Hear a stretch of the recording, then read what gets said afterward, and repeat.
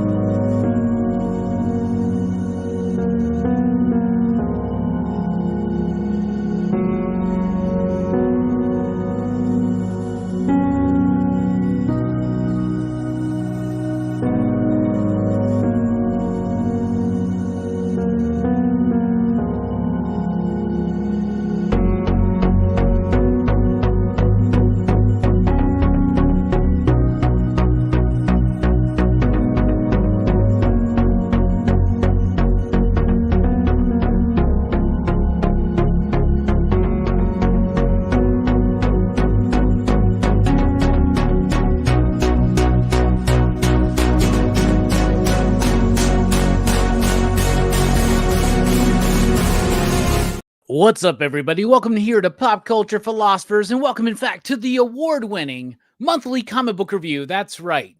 We are the award-winning monthly comic book review. This is the show where we have read a shit ton of comics, and we're about to talk to you about them. We got a great panel lined up tonight, including Nick from Comic Culture. What is up, my man? What's going on, man? I missed you last month. Yeah, we missed you too, bro. It's like you broke our streak, man, but it's all right. It's all right. I know. I'm glad to be back. Right? Damien filled in, and he even was trying to wear a wig at first, you know, like Billy Zane in the early 90s. But then he was like, you know, we're going to cut this bit, right? Indeed. I'm glad to be back, man. I can't wait to talk about these books, dude, man. Thanks so much. Absolutely. Also, we got our man who never wears a wig. It's E from 9 Panel Grid. What's up, my man? Not too much, man. How y'all doing? Doing good. Mm-hmm. Hey, I'm glad we talked Damien off that ledge of wearing the wig, man, because it was touch and go for a little bit. Yeah, absolutely. Right. And then the CBC Awards are tomorrow night, right? Yep. And worst backlighting is going to go to Stu. I knew it was coming. I saw you like thinking about it in your head, so I'm glad you got it in early. Station guys, so happy to be here with you. Happy to have you here, man. Me in the back of a shed right now. I just got one swinging light bulb, so bear with me. Nice. Wouldn't that be crazy though? Just like if you did that, you'd look like fucking the immortal Shaq or whatever, right? You'd look like just like goddamn. Yeah. Anyway, come as you are, Stu. We're gonna be nice to see you here, buddy. You do got a Mobius piece behind you. We don't have that, you know. So I'm still leaning on that thing. It's working. All right, it's time to talk about our favorite comic books of October 2024. It's been a crazy month. It's a pretty solid month for comics, in my opinion. So, Nick, why don't you kick us off? You out there in the chat, by the way, we really appreciate you being here and participate, please, in the conversation. Nick, what's your pick of the month? All right. So there was a few that I could pick from, but I have to just jump into this. So we're talking about Precious Metal. We have issue number 5 right here. So this is kind of a masterclass, I think, in comic book storytelling when it comes to putting the right creators together and telling a compelling story. This particular issue, if you've been following along month to month, we brought this book up every single month. So if you're not reading this thing, it's shame on you at this point. Issue number 5, the penultimate. Last issue comes out in about 2 weeks. This book right here pushed so many things forward and brought so many people to the table and in shocking ways. There was lots of twists and turns. There was like moral decisions that Max or Sarge had to go through. He finds this mystical child. Does he take him back to the head designer? Does he take him back to the bishop in exchange for his kid? We have all this backstory. Beautiful paneling in here. We have amazing artwork. I swear a single page of this book probably takes as long as an entire comic for other books. Ian is doing a spectacular job putting this thing together and just beautifully matching the storytelling that Darcy has right here. And this book is incredible. There's one issue left, like I said before, and I cannot imagine how he's going to tie it all together. There's so many things happening in here, but this issue in particular was so great because there's lots of moments in here where the art is just haunting. It's beautiful. It's stressful.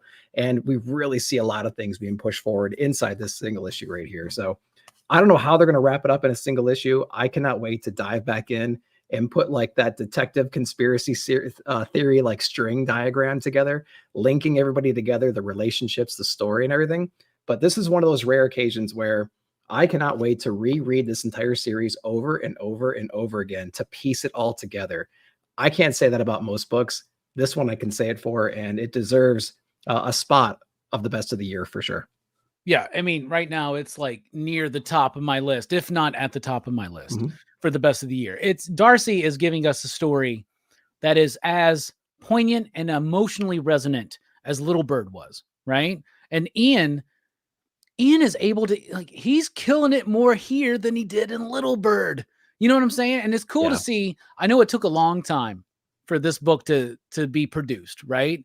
And it's probably because of the meticulous nature of that artwork. And it just blows my mind. This issue really elevated things for me. It really took things in an unexpected direction. I'm very excited to see how this is going to end and wrap up. But the sad thing is, will we get a follow-up? We will. Maybe it'll be like 5 or 6 years from now. We'll all be old men here with our canes. We'll be sitting down, but we'll still have our canes ready just in case, right? But no, this is absolutely awesome. And Ian actually reached out to me. He was like, I really appreciate you and everybody else. Like he mentioned y'all. He was like, I appreciate y'all really talking this book up. It really does mean a lot. And my love of this book starts all the way back when Dennis Camp goes, hey man, my friend Darcy's making this book called Little Bird. Do you mind if I give him your email? And I was like, sure, let's do it. And it's a shame. And it blows my mind that I still haven't had Ian and Darcy on the show. But I got to correct that because the book is absolutely fantastic. This is such a great issue. And the artwork is insane. And I see somebody out there in the chat said they want a noir artist edition. Yeah, let's do it. Let's get an artist. I would pay the $150 for an artist edition of Little Bird and Precious Metal like together. That would be amazing. And Ian's part of pretty sure he's part of Felix, right? Yeah, he's part of Felix. Yes. And those are the best dudes, right? And here's a little trick. If you bring them a hardcover, they'll do you a sketch for free. Speaking of sketching for free, this dude's sketchy as fuck. Eric, what do you think about Precious Metal? I think it is fantastic. I agree wholeheartedly with everything that you guys have said. This issue, though, it's kind of funny because the rest of the series, I kind of agree. Like I feel like I've been enjoying this more so than Little Bird, which is crazy enough to think of to begin with because that was an absolutely stunning story, right? Issues 1 through 4 was like a very responsibly paced story. It was kind of like when you're learning how to drive, right? And you're with your parents, your mom's in the passenger seat, and you're cruising right along at 35, and then you get your license and you open that puppy up and you're flying down the freeway for the first time. That flying down the freeway, that was this issue. There were so many revelations. There were so many things that you learned from this issue. It just kept like delivering page after page after page. And it was nothing that was unexciting. You know, like everything was pivotal. Everything was glorious to look at. It sets up the finale so perfectly.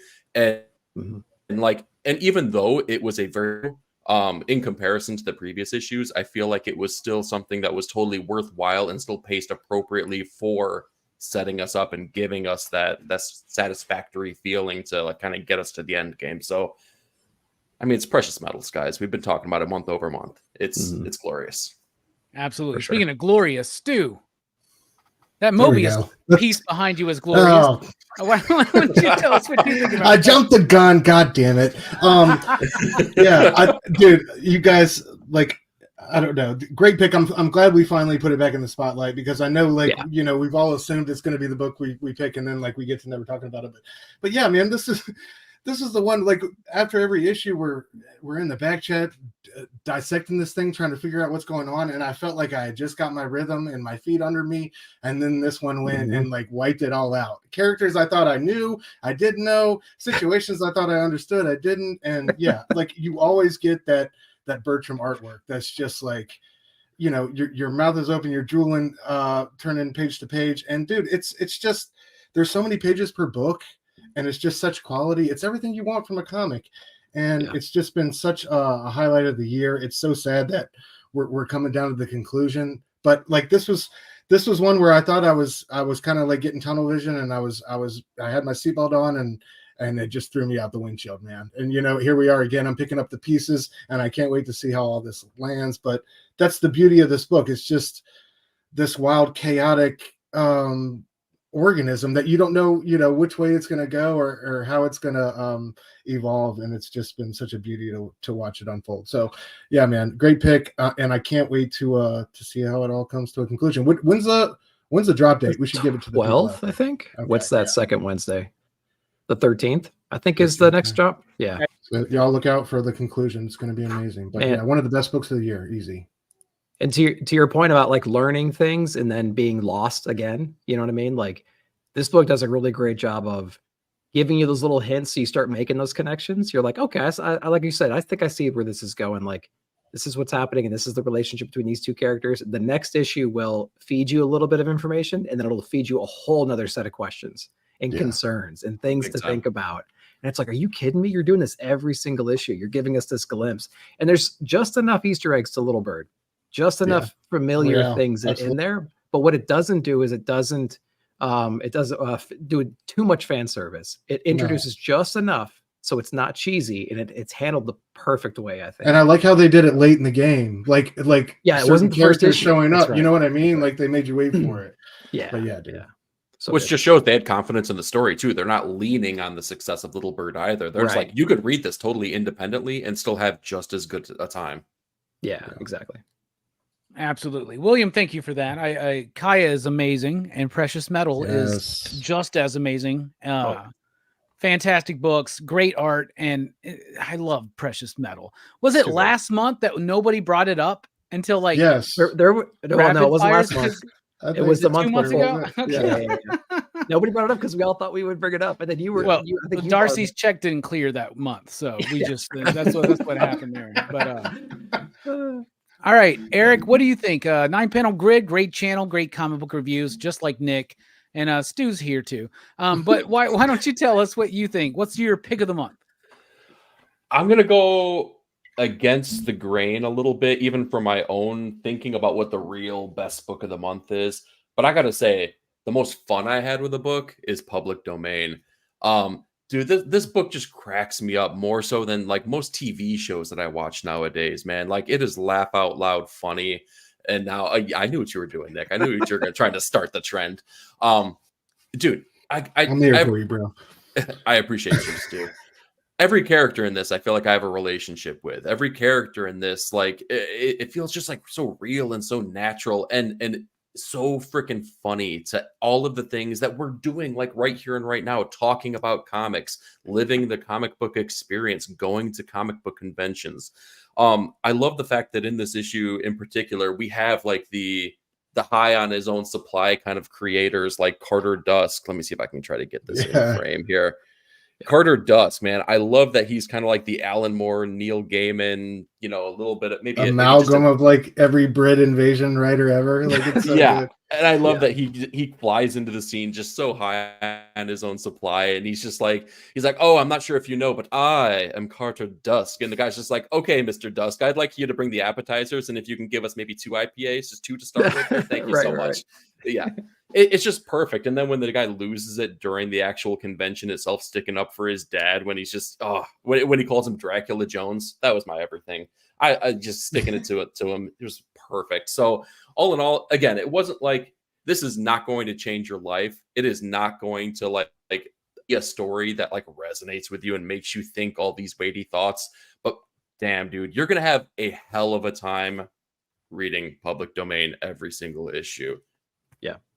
It sounds like a book that like it's extremely self-aware, right? It knows Chip knows what it's acting like, you know what I mean, or what it feels like. And it's a book that I read, I think for the first like 3 or 4 issues, and I was kind of getting into it.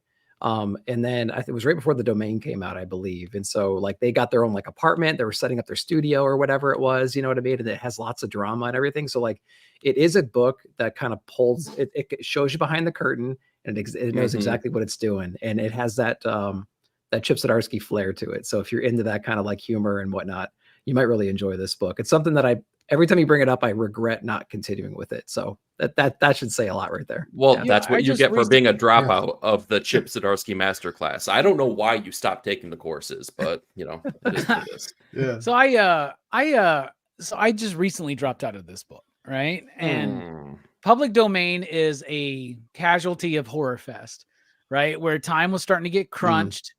I was overextending myself like I always do in October and September. And I was like, you know what?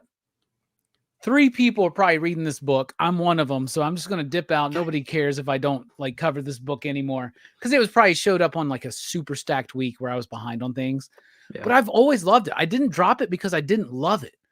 But one thing about Public Domain is as fun and as much as I enjoy it, it's not necessarily a book I look forward to.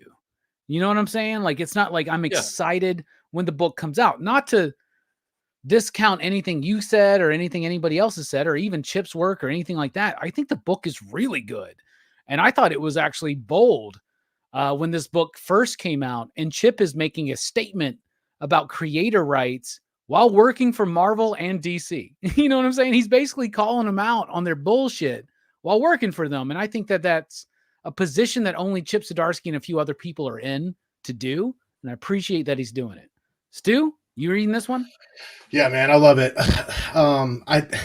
What I love most about it is you can just feel how much Chip loves the game. You know what I mean? Writing this book. And it's like, it's just imbued in all like this family and all these characters. I'd love particularly this issue going to San Diego Comic-Con and playing on all those tropes and like having a big shakedown at the Q&A and stuff like that. I thought it was so true to life, and just that's what I love most about this book is I know there's one of my favorite writers like really loves comic books and like the industry and all its ups and downs, warts and all, as much as I do. And that just is so reassuring, makes me happy month after month. So I haven't got into the what's the sister book, The Domain. I need to get into that. Yeah. I see people in the chat talking about they're great to read together, and I'm sure that one. So in Public Domain, it's about like a comic book creator, right? And if you're not familiar out there, it's about a comic book creator and his struggle to get the ownership back from his own book, right? That kind of thing. And now he does have it. Now he has to make his own book. And one of the cool things about Public Domain in this second arc is this struggle that this creator has with the newer generation. We're like, oh, we should do it this way and this. And he's like, why? Why can't we just do it like it was? Like, why can't we just make comic books like they were made back in the 1960s or whatever, right. And that's an argument that it's an interesting thing because Chris Claremont, brilliant writer for his time. Today, does Chris Claremont write the best comics? You know what I'm saying? Even like Bendis 20 years ago was on top of the comic book world. When Bendis does a book now, is there something about the medium and the audience kind of moving and evolving beyond creators? And they're kind of dealing with that. And The Domain is the actual comic book that they're making, which I think is actually a really clever concept. Yeah. But that book was way too wordy for me. So I dropped it off really, really fucking quick. But still pretty cool. So it's a really interesting, that's a concept. Like Zdarsky's in a position where he can do this book. This book does not sell well, right? And he's able to actually still make Public Domain and The Domain as an experiment just for the love of comics. That's really freaking cool. That's a rarity that a lot of people don't get. They're like, oh, I'm trying to make this book work, but it's not selling, so we got to move on to something else. Then you got people like Joe Casey. When he's on the channel, he's like, yeah, I created Ben 10. I can make whatever comic I want to. Blood Squad 7's going as long as I want it to. You know what I'm saying? So you got to be in a certain position to make that shit happen. Anyway, good pick. Great conversation. Stu, backlighting or not, what do you think? What's your pick of the month? All right, guys. So looking at this month, I really, if I was honest with myself, I only had one Marvel book, and I'm kind of like picking this one out of pity, but also because I really loved it. Ultimates number 5, Dennis Camp, art by Juan for Gary. I thought this was just like damn near a perfect comic book to me. First off, it gave a little tip of the hat to Fraction and David Aja's Hawkeye run and the Cherry Bomb issue where we get Clint and Kate doing the car chase with the Tracksuit Mafia, and they're pulling out all these, they're blindly pulling out all these different Hawkeye arrows to use. And so when the show originally aired on Disney Plus, David Aja got on Twitter and put up a graphic. They pulled like an old chart that Elliot Brown had made in the 70s of Hawkeye's quiver and used that as the inspiration for the issue. And this to me was a perfect example of building on something that was already cool, already great idea, already had good momentum, and adding something new to it, adding new energy to it, and pushing it further in the future. I thought it was just it was a great idea of being inspired by the past, but also doing something new. And to basically the setup of the issue, if you guys haven't read it, we got Iron Lad briefing Cap at the beginning. We have a rogue Hawkeye, basically, who they tried to get Clint Barton on the team. He turned it down, threw the gear in the trash. Somebody found the gear, and they've been taking out these select Roxxon sites, basically guerrilla terrorism type of deal. And Iron Lad wants Cap to go out and engage this person and see what's up. And it's amazing. The conversation they have back and forth, it's so old school and new school. I thought Camp's dialogue was so amazingly fresh throughout this issue. It really elevated the story. She at one point she says something to Cap like, "With your Gary Cooper looking ass," and then at the end of the issue, when Cap is like, she throughout the fight she tells Cap that like her native name is Hawkeyes or something like that, and Cap asks her like, is that really your Indian name? She's like, "Man, you white people will believe anything." Like I just love the pairing of the two, and by the issue they're fighting together, and they got that great line, "What are you going to tell Iron Lad?" "I'm going to tell him that he didn't miss." And I just love how there were so many quotables throughout the issue. I just love how, it's still my destiny, even if I got to dig it up out of a dumpster. It was just, man, it was such great writing. It was so refreshing to see, and really like far and away, like I said, the best book for me from the House of Ideas this month. And this series based off of this issue and issue 4, with the creation of that Doom, just, man, it doesn't get much better than that. And I just think it's like Ian and I were talking about, it's more Hickman than some of the stuff Hickman's doing right now. But yeah, dude, this one was just such a beautiful surprise for me. It's definitely more of a Hickman book than, say, Wolverine Revenge, right? You know what I'm saying? Something like that. Absolutely, right? Yeah. Which none of us, I think, have brought that book up ever during the monthly review. But that's crazy. Last month we did talk about Ultimates number 4, and how good that issue was, and how well it was structured, and how it was kind of like paying tribute to the work of Alan Moore and Rick Veitch. Right? Dennis Camp is a dude who loves comics, right? And you really understand that when you see his work. 20th Century Men is a fantastic book. Agent of World is a great book. Maxwell's Demons. And then he jumps from that shit to Ultimates, one of the biggest books out on the market right now. And it's because Jonathan Hickman sees talent and he understands what's going on, right? As much as we love Ultimates number 4, this is my favorite issue of the Ultimates yet. It's great. How many times have we seen this? First of all, there's not a lot of Native American superheroes, right? There's not. Like, there's some, but they don't really usually. There's like there's Shaman from Alpha Flight. You know what I'm saying? There's like the what is it, American Wolf or whatever his name is? Red Wolf, that's what it is, right? Yep. Those characters nobody cares about, right? So, and we've seen this done before. We've even seen it done by like talented writers like Warren Ellis in his Thunderbolts work, where you're playing with the idea of the Native American superhero juxtaposed against like the American soldier, right? Dennis does it here. It's not tired. It's not boring. It's actually very relevant, very thought-provoking, and incredibly well done. Like, this new Hawkeye is amazing. And you're right. There are a lot of quotables there, a lot of great dialogue. I love the conversation. I love that bit. Why people will believe anything. I fucking love that shit. It's so good. It's such a great book. It was on my list of my favorites of the month.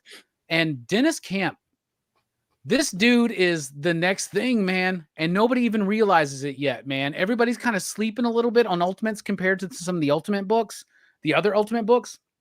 And I'm going to tell you what, the same thing's going to happen in 2025 when everybody's still talking about Absolute Batman, but Absolute Martian Manhunter is probably going to rock our fucking world, right? That's probably going to be the most different and interesting mainstream comic book we've ever read. What do you think about the Ultimates, Nick?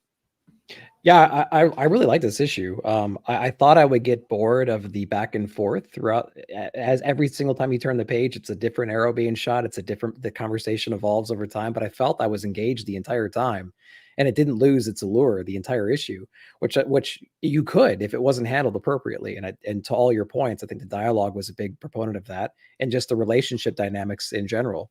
So, and you got to remember, this is a Cap who was frozen just recently. This isn't a Cap that's been growing up and has all the familiarity that, our main continuity Cap has at the moment. So, like, I was trying to think, like, he's doing a good job of evading all these different attacks, but there's a few that snuck through and got him. You know what I mean? So, like, it goes. Yeah. They were pretty evenly matched. I mean, this is a Cap whose life's in danger. Some of those arrows were meant for a kill shot. You know what I'm saying? So, like, it was really cool to see that back and forth chess play as well. So not only was there great dialogue and one-liners, and the art was really spectacular, and the character development was great, but that whole interaction, like, technically speaking, was handled really well. So I really dug this issue, and I agree. I think it is my favorite issue so far. The psychological twist of the previous issue was really fun, but I like the chess of this one even more. So yeah, it was a great issue. Yeah, and like I said, we've seen this before. Like, Warren Ellis even tried to do it, where you're taking like a Native American character and putting them up against like the American soldier, right? Like, we've seen that before, where Captain America's like trying to like talk to Red Wolf about like, oh, I understand the problems in America and this and that, and they always feel preachy, right? Like Michael was saying, but this one is not preachy at all, right? Yeah. But it's still very, it's very like poignant with this message, right? It's one of those things where you like, a lot of people, like, I'm not this dude, but a lot of people be like, this thing's too fucking woke. You know what I'm saying? By the way, everybody go vote whoever the fuck you want to on Tuesday. I'm not voting, but so I'm just joking. But like the idea that there's this conversation being had that doesn't feel like it's on any side. It just feels like a real conversation. That feels like me with people in my life. These are things I want. And I love that you mentioned the idea that this Cap is not familiar with the world of 2024, and it's a very authentic conversation that's not heavy-handed, not preachy, and super freaking well-rounded. Yeah. So speaking of well-rounded but preachy, Eric, what do you think about this one? I agree with everything that you guys said about it. I mean, I can't wrap it up too much better than you guys already said. What I will say, though, is that I feel like Dennis Camp, and this is for the series overall, this issue definitely comes into play with that, but the whole series, he's doing arguably a more effective job with the whole mindset of a snapshot in time of a month, right? Because that's kind of what the ultimate line is, right? He's doing a better job at conveying that and leaving us with something that is enticing, but not totally confusing. Whereas like every other book, Spider-Man, Black Panther, X-Men, you jump in and it's kind of jarring a little bit. You're like, where were we? What are we doing? Why are they at the beach now as opposed to they were just in this building before? I never have that feeling with the Ultimates. It's always this fun, one and done, exciting issue that propels the story forward, but just kind of leaves you in a place there where you can just kind of like cut it off. And wherever you pick up after that, it's totally okay because there's a natural way that we're moving forward with it. Everything else, a little bit jarring. So Dennis Camp gets some kudos there. Hell yeah. Stu, wrap this up for us. Yeah, I thought what Nick said was so great. I love how this is a Cap who just recently got de-iced and is depressed about the world that he came back to, right? And what happened in the meantime when you know he was frozen. So it was so great to see him kind of have his ideology and his thoughts challenged. And just one of my favorite series from Marvel, if not my favorite right now. So go check out the Ultimates, and shout out to Dennis Camp doing a fantastic job. You know, another thing actually just came to mind too. You guys are talking about Cap being unfrozen and being new to this world too. He's not only just unfrozen and trying to grab his bearings, but he's trying to like come to, you know, the understanding of what this new world looks like, because the Ultimate world, way different, totally different than the 616 or just the real world that we are accustomed to, right? So, or even the original Ultimate universe, right? Yeah, even way different from that, right? Way different. So yeah, that's another totally different perspective too. So good call out. Does he feel a little jaded to you guys? Like when I was reading, reading the books after he's been thought off, like this is not, even right after he's thawed, like he seems a little bit more disgruntled in this series than he would have been, right? Or that he was. And so like, that's an interesting thing too. So I'm wondering if like, even in this Ultimate world, that maybe the Cap that we knew before going under the ice was a little bit more disgruntled or a little bit more grumpy or whatever it might have been. Well, and this is just like him coming out. Like, did you guys get that vibe as well? This ultimately is the same Cap, because it's the same Ultimate universe, just different, right? So it's still the same Cap that was like this Cap. This A doesn't stand for France, right? We're talking about the same Cap that was pretty wild and crazy when Mark Miller was writing him. So he feels a little grumpy in this series in general, but like it's still cool to see him function in this way. Yeah, I want to see how he's going to act when Janet Van Dyne shows up. That's all I'm saying. What am I, talking about the original Ultimates, right? Where you had Mark Millar, right? Or Mark Miller. Like, I hate this, but Mark says it's Miller and it's Millar, however you want to say it. I'm like, no, I need to know how you fucking say it. Yeah, but anyway, so how's like, your dad say it? Yeah. He's a Scottish guy, right? He's a Scottish guy writing Captain America in the 2000s, post 9/11, like doing a Captain America thing. Yeah. This A doesn't stand for France and all that kind of shit. Now you got Dennis Camp. Dennis Camp is an American, right? Who has a background. His parents, Dennis's story, like his life story, is incredibly interesting. But this is a dude who lives. I know he lives in New York. I don't know exactly where. I think it's in Brooklyn. But this dude is so freaking on the nose with comics and where the zeitgeist is right now. And he's playing this so perfectly where it doesn't feel like it's just like treading a line or picking a side. It feels honest. It feels authentic. That's what I love about this. Bueller, nice to see you, man. Not to give you too much information, but apparently Bueller thinks of me when he's having sex. But that's all we're going to go with there. All right, so it's the time for my pick of the month. I'm surprised that we haven't mentioned this yet. My pick of the month, and nobody's chosen it yet, is Absolute Wonder Woman issue number 1. This book blew my mind apart. I loved it. So we got Absolute Batman. A lot of people into that book. It's a weird book. I said that book was going to be divisive, right? But it turns out most people are really on board with Absolute Batman after one issue, right? But Absolute Wonder Woman, that might be one of my favorite single issues of this year. I thought it was brilliant. First of all, Kelly Thompson. Kelly Thompson does a great job of, I guess the whole premise of the Absolute universe, right? Is this is a reality that is infused with the energy of Darkseid, right? So this is a reality without hope, without optimism. It's a Batman without the money. It's a Superman without the Kents. It's Wonder Woman without Themyscira. All right, how do we play with that? How about a Wonder Woman, slight spoilers here, raised in hell by Cersei, who is like supremely, all of her powers are mostly magical based. Freaking amazing. Like, I love that concept. I love the way that it was delivered. And then Hayden Sherman. Hayden fucking Sherman, y'all. I've been talking about Hayden Sherman for years here on this channel. Wasted Space, Cold War, Mary Shelley, Monster Hunter, Dark Spaces, Wildfire.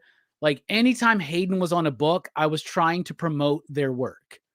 Hayden is one of my absolute favorite artists. I have watched their work evolve before my eyes. Every single project, it's a different style. It's a different way of composing a page. It's a different way of design. And the art in Absolute Wonder Woman, it's their best work. It's Hayden's best work I've ever freaking seen. The book is beautiful. The colors are great. The story is great. And I'm a huge fan of Azzarello and Chang on the New 52 Wonder Woman. This excels that one issue in. I cannot wait to see how this story develops because I am, no pun intended, all the fuck in on this one. This is really, really freaking good. And I know everybody's about Absolute Batman right now, but can we just kind of take it back and just be like, Absolute Wonder Woman's not better than that? It is, but it's not just better than that. It's better than almost every other comic, I think, that came out this year. It's the best #1 I read this year. It is absolutely stunning. It is stellar. Everybody nailed this book. What do you think, Nick? What about Absolute Wonder Woman? Yeah, I think I agree with when you say that it's probably one of the best #1s of the year. It's definitely in that category for sure. And I think that the whole creative team nailed the assignment, I think, better than Absolute Batman did. What Absolute Batman did was, and perhaps we'll cover it a little bit later, but we have a Batman from a third party perspective in a way. This one's very intimate, to the point where we're retelling the origin story. We're getting acquainted with her upbringing a little bit, and we're into some present day action at the same time. It's approaching that concept way differently than Absolute Batman. Absolute Batman was like going to a rock concert, just getting, just sitting in front of those speakers and just hearing it. But this Wonder Woman took you on a journey. It reestablished the character, her origin story and everything. And it had a lot of humor and like high stakes in there too. Like Cersei was not a good mom growing up, right? Like at the very beginning, the first thing she does is just put her on a cradle or put her on that rock and just sit there while the snake comes to kill it. And it doesn't go that way. She's like, that's interesting. And then those scenes, those long landscape scenes, page after page of her growing up every couple of years. Oh my God, it's such a great storytelling technique. How long did you sit there comparing landscape photos to see what changed? Like, she's hanging out with demons now. And the demons aren't killing her. She's domesticated them. So she has that heart that she always had, but she's in a different setting now. And so that just builds your like understanding of this character, even in that setting. And then it was beautiful because it mixes all that with this present day kaiju battle that's going to be happening on Earth. And that's handled so well in a very classic Diana way, where she kind of like steps up, gets her ass kicked a little bit. She pulls her shit together and she whoops its ass. You know what I mean? So like it's classic stuff, different twist. I think they handled this assignment perfectly for a #1. Definitely got me hyped for sure. And everything else, I echo everything else that you said as well, but spectacular issue #1. You compare it to Absolute Batman #1, and this one, like you said, kind of does get more into that character. Yeah. Right. Like we get it. And all Wonder Woman. So like, there's this weird thing with Wonder Woman where creators don't know where to go. Right. Because Wonder Woman is, first of all, an ambassador for peace. Right. But she's also an Amazon warrior. And most people don't know how to make that work together. Yeah. Right. That's why I really like Azzarello's New 52 run, because I think that was the closest we've gotten to see those two sides of Diana actually work. But now I think like in one issue, and I'm not trying to be filled with like hyperbolic, like ridiculousness, right? But like, I think in one issue, Kelly Thompson has nailed it, right? That snake scene where Cersei's like, oh, the snake's going to eat her, whatever. She just grabs the snake. She goes, no, that's wrong. Right. She doesn't kill the snake. She goes, that's wrong. Right. Like that's Diana. And one of the things I think that if the Absolute Universe really does work, the point is this: regardless of the stripping away of everything that would help elevate these characters to where they're supposed to be, like Batman's money, Wonder Woman's community, Superman's family, right? But the fact that like you strip all that away, these are still going to be at the core the same characters, right? Diana's going to be Diana no matter what. Bruce is going to be Bruce no matter what. Cal's going to be Cal no matter what. I read Absolute Superman #1. I didn't really like it. That's the weakest of the three. for me, but that's coming out next week. So we'll talk about it next month. We'll see what happens. Everybody stay tuned to everybody's channels because we're going to be talking about that book. But they really nail that warrior and that like that like peaceful ambassador thing together just in that one scene, more than I think it's been done in any other Wonder Woman run. And I love the George Perez stuff. I like the Phil Jimenez stuff. I like the Loeb stuff. I like this character. She's got some great runs over the last 30 years, but this one, I'm telling you what, this is, and Hayden has a lot to do with it too, right? Like seeing Wonder Woman, that big ass sword, her fucking, her Pegasus, her skeletal Pegasus, like that's just dope and badass. And the number one thing, when people get a comic and they open it up, they're not reading the story. They need to see something that looks cool first, right? This book delivers that, and then it has more meat on the bones. What do you think, Eric? I think that I'm so glad that you kept talking after you said the weakest of the bunch, because I'm like, oh no, there's this transition point there. Speaking of weakest of the bunch, so thank you for continuing. I love this issue. It was. You guys talk about the best single issue, right, and the best Wonder Woman recently. I definitely think it's my favorite Kelly Thompson written issue of all the issues that she's worked on, and she's done some pretty fantastic stuff this year.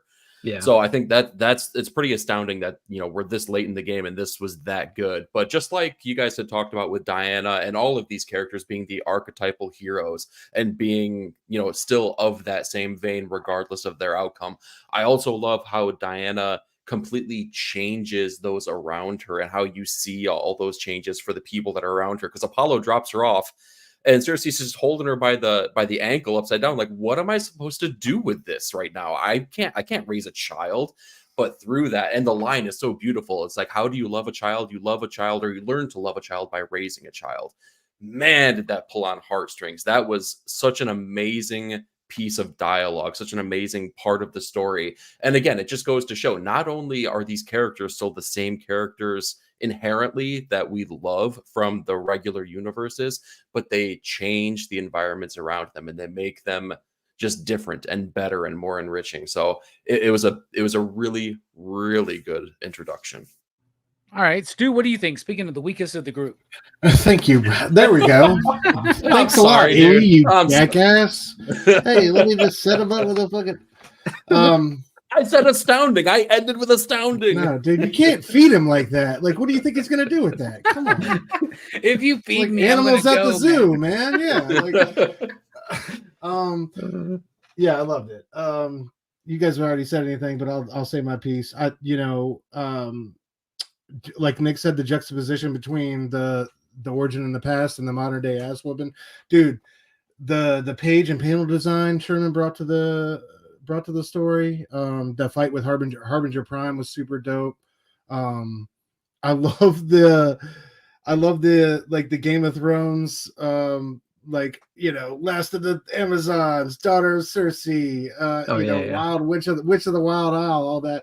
Dude, the glowing red eyes, like the whole, like you said, Robbie, the skeletal Pegasus, the whole design that Thompson and Sherman created with this was fantastic, man. And yeah, like that was my favorite moment, that moment at the beginning with the snake and how Cersei decided she's going to think twice about this whole thing. But yeah, you guys have already said it so much. It was, I think, you know, absolute Batman was definitely like the big fat American Sunday. This was a little bit more refined and something like, I think, a little bit more elevated. And this one I think is going to be special. Absolute Batman was solid for me. I know it was give and take for some people, but this one was like, I don't think we've seen such a wonderful reinvention of a character like this in quite a while. But yeah, this one was fantastic, top to bottom. Can't wait to see number 2.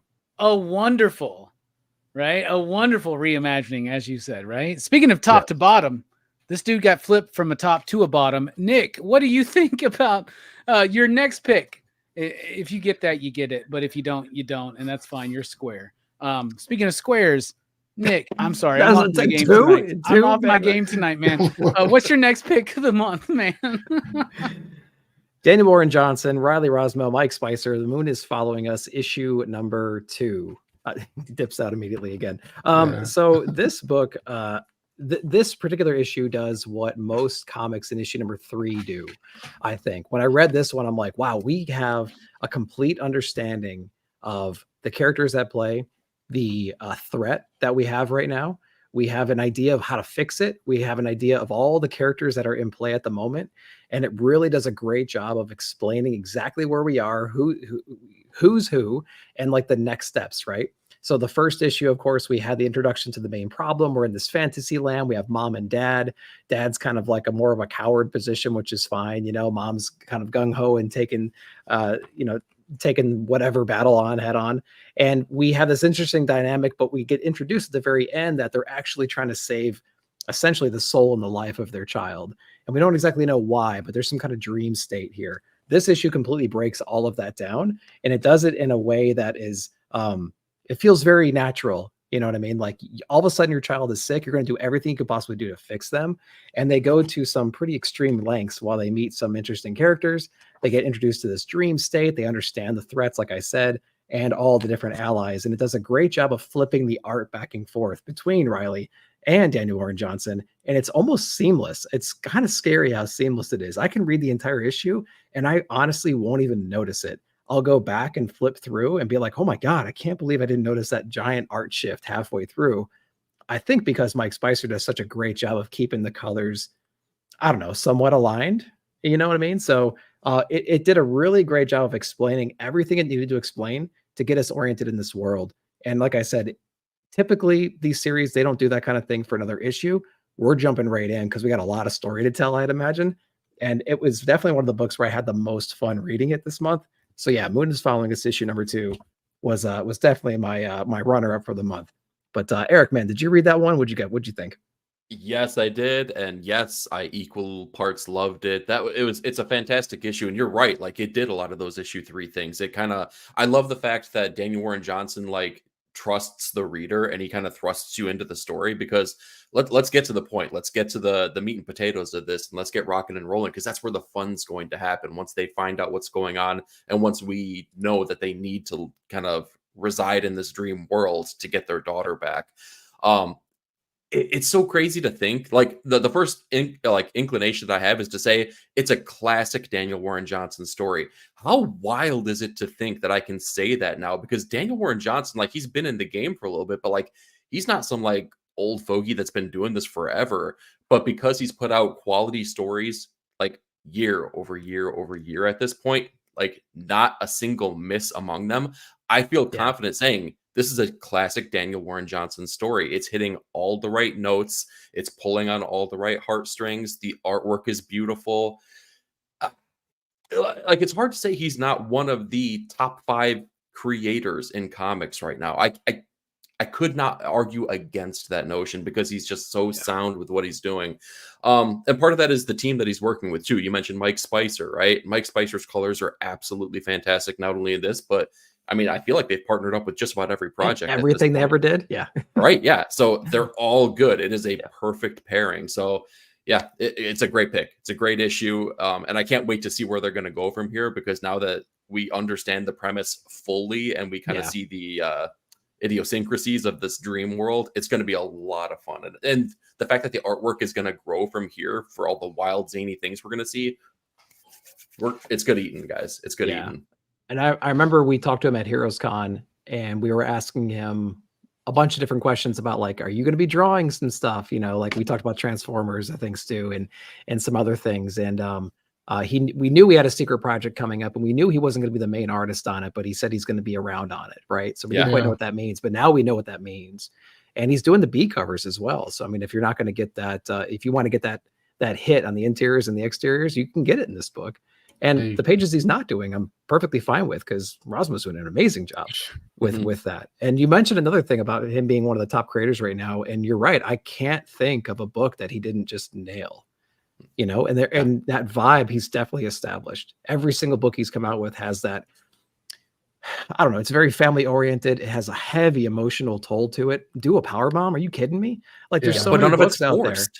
Like it all feels natural. Oh, yeah, Murder Falcon. Same thing, Falcon, right? Yeah. Straight cried like a baby. I mean, like, read that book. Yeah. All of them. Beta Ray Bill. I mean, just name it, man. He's hit everything he's touched. It's And incredible. think about that. Like he did Beta Ray Bill. So usually like something like Beta Ray Bill is like Marvel's test to see if you can do something. So I'm sure Marvel's like, all right, this was good. What do you want to do? He goes, my own shit. That's what I love about Daniel Warren Johnson. Yeah, right. Right. Yeah. But at the same time, he's writing Transformers, right? But he's even bringing that energy to Transformers. It never lets up. Whatever he's doing, he brings his experience to it, whether he's writing it, whether he's drawing it. And I think this is the best use of Riley Rossmo since Green Wake, which is the very first time I ever noticed Riley Rossmo's artwork. Riley is misused a lot of the times, like Robin the Boy Wonder, Harley Quinn. That's not the book to put Riley on. Yeah, right. This is where people are really going to start to notice his work. And absolutely a stellar book. The Moon is Following Us is a personal story.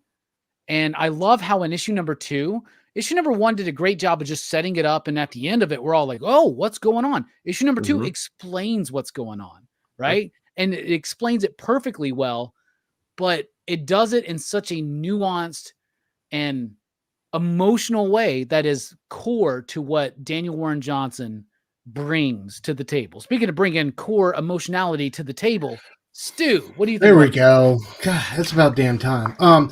Yeah, dude, just to pick up on that, just the first couple pages of his artwork where it's like a silent perfect day with the family, right? You're immediately drawn in and, happy with them. And then, to me as a parent, this one really just slugged me in the middle of the chest because, they have that perfect day and then they wake up and something's horribly wrong. And I think any of us who've taken our kid to like we talked about this on Wednesday, any of us who have taken our kid to the ER in the middle of the night could really completely sympathize with that situation, man. But yeah, it was a delight to see more DWJ artwork this time around and to have it be so emotional and hard hitting. That was like really a treat. Yeah, I just love the introduction of the Owl Man, like not to get it too into spoilers, but and his revelation that, he's in this because he had a daughter once too. I think that's just beautiful. I think it's just like you guys said, it's so effortless with him. The way he's able to pull on these emotional heartstrings for us. But yeah, guys, the page where they go into the dream world and Rossmo's artwork takes over. What? Like it was just so beautiful and stunning. This one blew me away so much more than issue 1. This would be the issue I would give to people to get them hooked on this series. But yeah, an incredible number 2. There was another page specifically where it shows, I think it was like an exposition page, or maybe it was coming out of that, where it was explaining the fantasy environment in the child's mind. And I have it pulled up here, but it's the child in the bottom half, and it has this landscape on top. Yeah. It has this, and then you can follow the story through it. Holy shit, that was amazing! Right? That transition page and that one in itself was like, it shows so much about like what they're currently going through, the vastness of child imagination in general, and how he represented it. Absolutely perfect. So yeah, spectacular.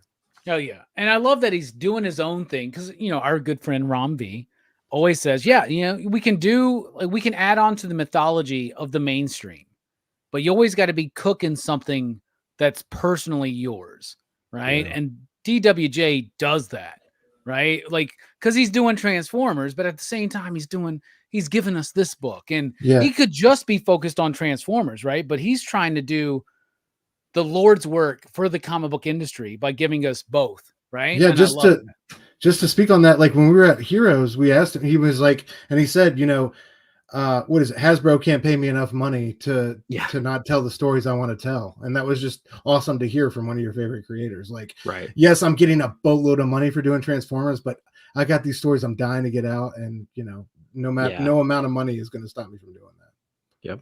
Oh yeah. So, speaking about no amount of money stopping anybody, 9-panel grid. What about you? What's your next pick for the month? That was a bad transition. I was going to say, I need to refute that. Fucked up individuals who are bald and suck. How about you, 9-panel grid? What do you think? Stu, I'm trying to make it up for you, man. I'm sorry. Don't do it for me. Don't put it on me. I want nothing to do with your transitions. For my next, so let me preface this by saying that I feel like expectation plays a huge role in the enjoyment of an issue, right? Because if we go in thinking it's going to be a banger and it's just kind of less than that, all of a sudden it doesn't even make it into consideration for pick of the week, right? Yeah, And then for if sure. there's something that comes through and surprises us, all of a sudden it's like boom, it's right there. So I'm going to go with the very first pick of the week that I had for this month, which was Skin Police from Oni Press. And Nice. this came out of left field and blew me the hell away. It was such a well-crafted, awesome story that I couldn't anticipate coming through, right? And it's kind of a cyberpunky, futuristic story, plays on themes of body horror. That was just super fun. So the premise of the book so far is that there's these cloning facilities that take place in the future, and everyone can kind of have their own clones. And if you can't have children, then they'll clone babies for you. But all of a sudden, black market things start happening. You get like the other versions of these things, and they all start going bad. But the thing is, nobody knows that they're a clone. So the ones that are made bad don't even know that they're bad. And when they go bad, something gets triggered in their head and they just go wild and crazy and go on a little murder spree, right? So there's this sense of paranoia that is just like wafting through the entire issue, because are you a clone? Are you not a clone? Do you have a headache, or are you about to pop and go crazy because now you're going to come up with that revelation? And it all follows our main character, who is a kind of a detective, or what I think they call him a skin hunter. I can't remember the exact term, but it follows him as he goes through this unenviable task of having to track them down. It's kind of like Blade Runner, basically, right? He's having to track these things down, put them down, bring them back in. And throughout the entire thing, society flat out hates these people because they also understand they could one day be the victim of this, because they don't even know if they're clones or not. So it was a really well-crafted first issue from a team that I had no idea about. And again, the themes of body horror, the artwork was pitch perfect in there. It did everything that it needed to. Yeah, it really did, man. I really liked this book. Oni has been doing some stuff lately, right? This Toxic Summer, Autumn, what Autumn Kingdom, the Cullen Bunn book, right? If Manny was here, Right. he'd be like, Cullen fucking Bunn. But like, even like Oni's really taking, I don't know who's in charge, right? I like, why are these publishers not talking to us? They need to be talking to us. We're Wizard Magazine now. You know what Yeah, I'm saying? Like, exactly. we're the dudes, That's right? true, though. We're the dudes to talk to publishers. Marvel doesn't want to talk to me anymore. DC is starting to try to work with me. Yeah. We'll see how that goes. They told me I wasn't allowed to have any Marvel or other licensed material in my background when I covered their books for like specials. Like, I got a thing with DC in the works, but I'm like, what the fuck am I supposed to do? They told me I can't have anything other than DC stuff behind me. Have they Take seen down that my ASM behind channel? you. Good lord. Like, what the fuck? I gotta make a new set. Like, fuck that, dude. That's stupid as shit. Anyway, but I'll try to do what I can do. So it just made me a white background behind me. Everybody else is like, Green do a screen. green screen. I'm like, Yeah, I don't do that shit, man. Whatever. Maybe I You're gonna should. lose some swag with the backlighting, bro. Backlighting gone is gonna cost you. Oh, Yikes. But Oni's really been doing some good stuff lately, and Skin Police was a book that really, really surprised me. Speaking of surprised me, because I didn't think that they would be as elegant as they are. Stu, what did you think about this book? Did you read it? Man, yes, I did. Thanks to E. I definitely would. It would have fallen completely off my radar if it wasn't for him. But yeah, I loved it. It felt like a European comic almost. You know what I mean? Like a quietly Mobius type of deal. Great textured artwork, and the world was so cool to live in, man. Yeah, I just love like all the body add-ons and kind of reminiscent of Precious Metal in that way. But it was such a cool world to step inside. Definitely like a book I would recommend, out of the blue, that I really loved and enjoyed. And yeah, I'm glad that he put it on the spotlight here. It definitely deserves more love. But yeah, I enjoyed it very much. So Hell yeah. great call. Yeah. Speaking of deserving more love, This dude does not deserve more love because he sucks. Nick, why don't you tell us what you? I'm trying to make up for the stew shit earlier. I'm sorry. I called Eric bald. I told you you're not. I got off easy love. so far. I feel really bad right Weird now. and mean I'm and stuff. Yeah. Yeah, I'm not feeling good right now. So, but anyway, Nick, what do you think about this book? I actually didn't read this one. So now it's on my list. So I appreciate it. You piece of shit, man. I know. I'm out of here. There you go. You were right in the first place. Yep. Hell yeah. Good pick, E, man. That was really good, man. Oni Press deserves our love right now. And I think the one thing keeping them alive right now is Rick and Morty for some reason. Yeah, and right. like they really like Oni used to be where we would go to get really cool independent comics. Greg Rucka, I found out who he was through Oni Press, right? When they were doing stuff with him, right? With Whiteout. I found out, I mean, even during that era, right? Kevin Smith was doing work with Oni Press, right? Like some really good stuff. Oni has a history, and we really need to support them because they're doing some really, really solid stuff right now. Anyway, Stu, what about you? Speaking of solid stuff, what's the book you want to All right, guys. Well, I think, I don't know. I'm stuck between going indie, but I think I would be remorse if I didn't give Wes Craig some love this month. I'm going to go with the DC All In special from the beginning of the month, October 2nd. I love the book though. I think there's technically probably better books out there that I would put above this, but this one really I was not looking for and really kind of got me super hyped for the whole DC movement and where they're going moving forward. This one was not on my radar. Absolute Batman came out the week after. That was the main one I had focused on. But dude, yeah, he is Taki. Thank you. But yeah, dude, this one was fantastic. I loved how we had two sides of the same story. It was written by Josh Williamson and Scott Snyder. We had art on one side by Dan Mora.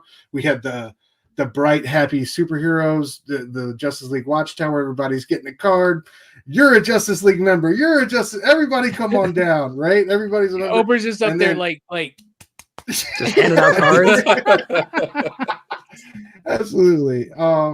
But yeah, and we get this horrific dark side who's like, merged with the Spectre and creates this rip in space and time. And then on the flip side, man, to me, the highlight, Wes Craig getting to play and getting the keys to the Kirby Cadillac, getting to play with the New Gods was just so beautiful to see from one panel to the next. So many amazing pages of artwork, and I just love the story they were able to tell. And I don't think it's completely super original or mind-blowing or anything like that, but I think it definitely worked to create excitement and get a lot of people talking about where they're headed at the end of this year and moving forward. And I think when you look at them versus the big three, or especially against Marvel, they're so unified with their message and what they're trying to do on a publishing front.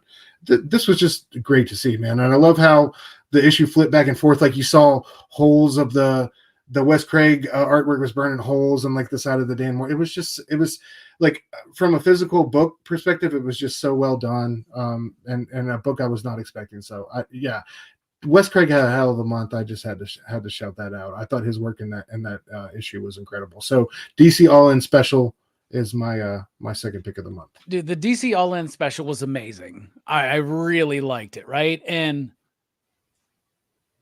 a lot of people criticize me, right, by saying you're a Marvel hater. You love the Spawn universe too much. I'll tell you this. There's more Marvel books on my list than Spawn universe books. There's no Spawn universe books on my best of the month, right? And I love what Marvel's doing, but let's just real quick. If you think that Marvel has a better lead into their events. So recently we can think about like Blood Hunt or the Venom War or the upcoming really original idea of Spider-Verse versus Venomverse, which I'm sure everybody's excited for. Give me a 1 if you think Marvel is better than DC right now. Give me a 1, but give me a 2 in the chat. I'm pulling a Comic Tom on, y'all know what I'm doing. But give me a 2 if you think DC's doing mainstream superhero comics a little bit better. And part of that is this All In special. Like even through Absolute Power before that, from Dark Crisis on, even before that, right? Like heavy metal, like Dark Knight's heavy, like metal, and like all that. there is an intentional plan, and everything has been built up with on DC, right? But look at all those twos out there. Herm, Stop lying. I love you, but you're lying, bro. I get it, man. You're an ASM fan. I understand, man. It's fine. But like, even like, for instance, let's talk about this. Absolute DC. Everybody goes, that sounds like Ultimate Marvel. Okay, it does. It does, right? Yep. But what was the buildup to Ultimate Marvel? Ultimate Invasion? Like all of a sudden they give us a miniseries that sets everything up. Absolute DC has been built up since, I mean, you can keep tracking it backwards, right? Like there is an intentional plan at DC. It feels like they actually, even if they have their heads up their asses, it feels like they have all their heads up the same ass. Does that make sense? Yeah, right. Like I think that DC All In was amazing. The way it's set up, the absolute universe. So it wasn't just like something random. It makes sense. It makes sense with what's going on. It ties into Justice League Unlimited, which I've read issue number 1 of that book. We'll be talking about that next month too, y'all, because DC is killing it right now. They're slaying it. They're awesome. Speaking of slaying it and being awesome, Nick, what do you think about the DC All In special? Yeah, like I'm going to be nice for the rest like of this is nice, Robbie. Hour 2 is nice, Robbie. I really enjoyed it. I like the Dark Side story a little bit better. It's not a bulletproof story. It's an event coming out of another event. And I'll just do it too while we're all fucking just bailing out. No, I really enjoyed it. Technically, how they put that book together, how they had both those stories going on at the same time was spectacular. So I know so much work had to have gone into that. And I love how they gave Wes Craig a shot in here, and he just blew it away. Just such a great job with that. I thought the story on the superhero side was kind of like a little bit lame, but it serves the overall purpose of getting us to the point where we have this absolute universe to explore. So I'll take that. That's perfectly fine. And I thought it was pretty cool. It's kind of odd coming out of, what was the other event we just came out of? Absolute Power, right? We just got out of Absolute Power. So we literally were like a week before. Now we're going into this event as well, and we're spinning off some stuff. But I mean, hey, at least they're keeping things unified across the board, like we just said. So they have oversight there. They have some kind of holistic approach to everything they're doing right now. So, major props to them. And it'll be exciting to see where we go from here. Herm, I love you, but you're crossing some fucking lines right now, man. I'm just going to say, man, you're crossing some fucking lines right now, man. So there you go. And like we're building up, like we got Rom V and Evan Cagle on a New Gods book coming up. Get the fuck out of here. Like this is like, Herm, I love you, man, but you're fucking ridiculous. You can 69 yourself out of this chat if you want to. That's fine. What about you, E? What do you think about All In? Dude, I was pleasantly surprised. I agree with everything you guys said. What I really liked about the issue was that, first of all, it was a perfect setup for what we're getting in both sides of the universes that we're going to be playing in, but also the flip book nature of it. I'm a sucker for clever little things, right? If you give me something clever in a book, I'm going to be like, yay, okay, this is absolutely what I wanted. And it was a flip book, right? You could start on either side of it, and then it jumps you right into the other part of the issue, right? If you read the DC proper portion of it, we established the Justice League, we established their tower, portal opens up, boom, we have Darkseid. They send Booster Gold back through it, and then we're kicked into the other side of the book. On the other side of the book, we have Wes Craig perfectly rendering Jack Kirby-isms, which I don't know if there's a better artist to choose. I'm sure I could I could think of 3. I don't know if there's a better person than Wes Craig to draw Jack Kirby things though, right? But Booster Gold goes into the other side of the universe. We see Darkseid hack his hand off. And what does that do? That flips us back over to, you could just read this. Just keep flipping the book over and over and over. And it's a never ending cycle. What a clever, perfect thing to do for this kind of book, to like engage readers and make it exciting. It did the job, right? It built up the hype for both sides of the universe. I was so like, DC All In, shut up. Like, no one's gonna, we're all in. I'm all in. Okay. I am. It worked. I'm here. I'm all in. So, God damn it. Well, they were able to back it up. They were able to back it up with the Absolute books, Absolute Batman, Absolute Wonder Woman. They're also able to back it up with the first issues of the new All In era. They're really like good. Creative team, like this is what well, there's a whole new DC or a whole new Marvel coming up. They just switch creative teams around, right? But like DC's making it fucking work. And when we get to Rapid Fire, I got a few of those books on my list that even have the same creative teams who understood the memo, right? They got the memo, right? Like Rutger Hauer was trying to tell everybody, pay attention. This is some good shit. And I think DC is poised right now to really surpass Marvel. And now I know that the sales always back up Marvel, right? We've seen that chat. And yes, Joe, you're right. And this isn't Joe Corallo, because Joe Corallo hates Marvel and DC, it seems like, right? But like, you're right. Like ASM, one of the best-selling comics each month. It's one of the shittiest comics right now. Like it really is. I was like, it's ridiculous to me. Your flagship book needs to be your best book, right? Sure. Like put your best writer, your best artist on your flagship book. DC, they're kind of doubling down on that right now because Justice League Unlimited, Mark Waid, Dan Mora, holy shit, y'all.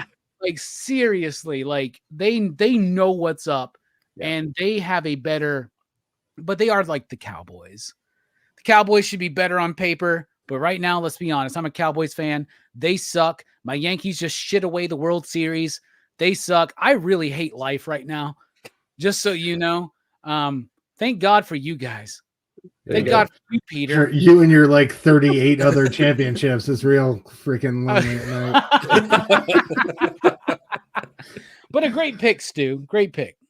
And the only thing is that DC really should have went with this all-in thing back in 2005, 2006, when like the World Series of Poker was like at its height of popularity. That's when they should have done the DC all-in stuff, right? All right, so for my next pick, fuck it. Let's do an Image book. How about Transformers number 13, y'all? We talked about Daniel Warren Johnson.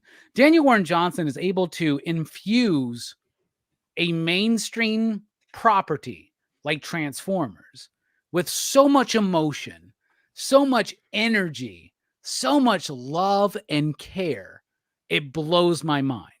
And I thought, after 12 issues, where are we going with this book, right? Then we get an issue number 13, that dives into the origin of Starscream, my second favorite character in Transformers lore. Number one being Soundwave, because Soundwave's just dope as shit. He's got the coolest voice. He turns into a cassette recorder. He pumps out these little tapes that turn into birds and fucking cats and shit like that. It's awesome. But Starscream, as much as I love Starscream, I never thought that there would be an impactful and an emotional connection to that character, right? Until Transformers number 13, where now you kind of understand who Starscream is, why he's made the decisions that he's made, and at the same time, understanding that he's made the wrong decisions for the wrong reasons, right? You see the tragedy of who Starscream is as a character. We've never gotten that. Starscream's always been the dude who's just the snaky, slimy guy ready to take the throne from Megatron. That's the dude that we know. And I love him, right? Like, I think Starscream's a great character, but Daniel Warren Johnson has elevated that character. And who did the artwork in this? Was it Jason Howard, right? Mm-hmm. Was it Jason Howard? It was a switch again, yeah. That art was amazing. And Jorge Corona's coming back to do the next arc after the next issue, which I think kind of completes this idea and this story, which sets up where Starscream is now. I freaking love this book, y'all. I know I keep talking about the Energon universe and Transformers, but this is what it's like when people who make comics and who make mainstream licensed comics give a shit about comics. They care about the medium. They care about the art form. They care about us as the audience. Transformers number 13 elevated this book even further in my eyes. What do you think, Nick? Yeah, first off, echo everything you said there, and it helps really with newer people to the franchise like myself to kind of get oriented. Yeah. And I like that we're learning things. Like old school fans are learning things while reading this book. There's a lot of things there's a lot of fan service that y'all get that I won't get, but I like that we can align on certain things, right? When it's kind of reinventing certain characters. or providing more context to them. I love the flashback scenes in here. It's just kind of establishing that division during the war, things like that. And we get to see like where people are kind of fallen based on their personalities. And again, I like that we're all just kind of like learning things for the first time together through this whole story. So I think they did a really good job of kind of unifying the different kinds of fan base out there, the long-term fans, the newer fans. And it's a cool transitional book. We're coming out of a very heavy emotional action-packed couple of arcs, right? And so we're kind of in this transition phase a little bit, giving more context to some folks. And then, we're going to be rocking and rolling again very, very soon. There's some pretty cool amalgams that are going to be coming pretty soon. I think based on some hints I'm seeing in some of these pages and whatnot. So I think we're going to maybe have some new toys showing up pretty soon, or potentially some new toys. That'd be really cool. But I think it was a pretty good issue for sure. Yeah, I like that one a lot. Yeah, I loved it. What about you, E? What are you thinking? You screamed at the stars and demanded that they take notice of us, dude. When I read that line, it was just like, it was. You're right. Like at least me being a very, very casual Transformers fan, I've never seen a telling of the background of this character, right? And I've definitely never had a care because he's kind of like the Skeletor, right? Like he's kind of like conniving and scheming and kind of like, quite frankly, annoying to a lot of people. This made me care about this character more so than I ever have in the past. I think it was probably my favorite issue of Transformers so far. And I don't know, it's just totally shocking, totally surprising. You don't expect to get something of this gravity with a property that's based on an 80s cartoon that was made to sell toys. We shouldn't expect this, but we're getting delivered the goods when it comes to Transformers. So I don't know, just it's a pleasant surprise, man. And I'm loving every single issue that I've read so far. And I don't know if it's Daniel's decision. I'm sure Daniel's talking with the editors and Robert and all those guys, but like to bring in other artists like Corona and Howard that are able to have that dynamic yet gritty and textured kind of feel to it, it keeps it cohesive. It keeps it together, right? Mm-hmm. And I think Spicer and Wooten have a lot to do with that as well, with the lettering and the coloring. It absolutely rocks. And Joe, you're right. Daniel Warren Johnson doing a what if Spider-Man became a professional wrestler? That's a great idea for a what if. Sign me up. Daniel Warren Johnson, like, what if he actually did become a professional wrestler? That's a really cool idea. Joe, you need to hold that shit in. Yeah, man. Joe. Yeah, don't give him all the credit, bro. Yeah, what's wrong with you, man? We're gonna bite that for sure. Yeah, that's ours. It's a retelling of an old story. All right, Fable, like get the fuck out of here, man. I get it, man. I'm just saying they were best friends before the war. There was more nuance put on this than the G1 cartoon. Fable, come on. You gonna tell me I'm wrong? If you tell me you're wrong, if you tell me I'm wrong, I don't care. It's fine. I still think you're beautiful. Speaking of beautiful, Stu, what did you think about Transformers number 13? Just reinvigorate. I love the second half, Robbie. Yeah, I don't have really much to add because like Nick, I am a newbie to this franchise, but I do love how they keep it so accessible. And just my big thing is like what you already said, Robbie, about the art changes. Like I feel like that's kind of like the hallmark now of telling if a publisher really cares about the reader and what they're going through. Like if they're going to kind of take care of the art changes, make sure the aesthetic doesn't get too rocky or crazy or get chaotic. Like I feel like they've done a great job of that, like both with Corona and now with Howard.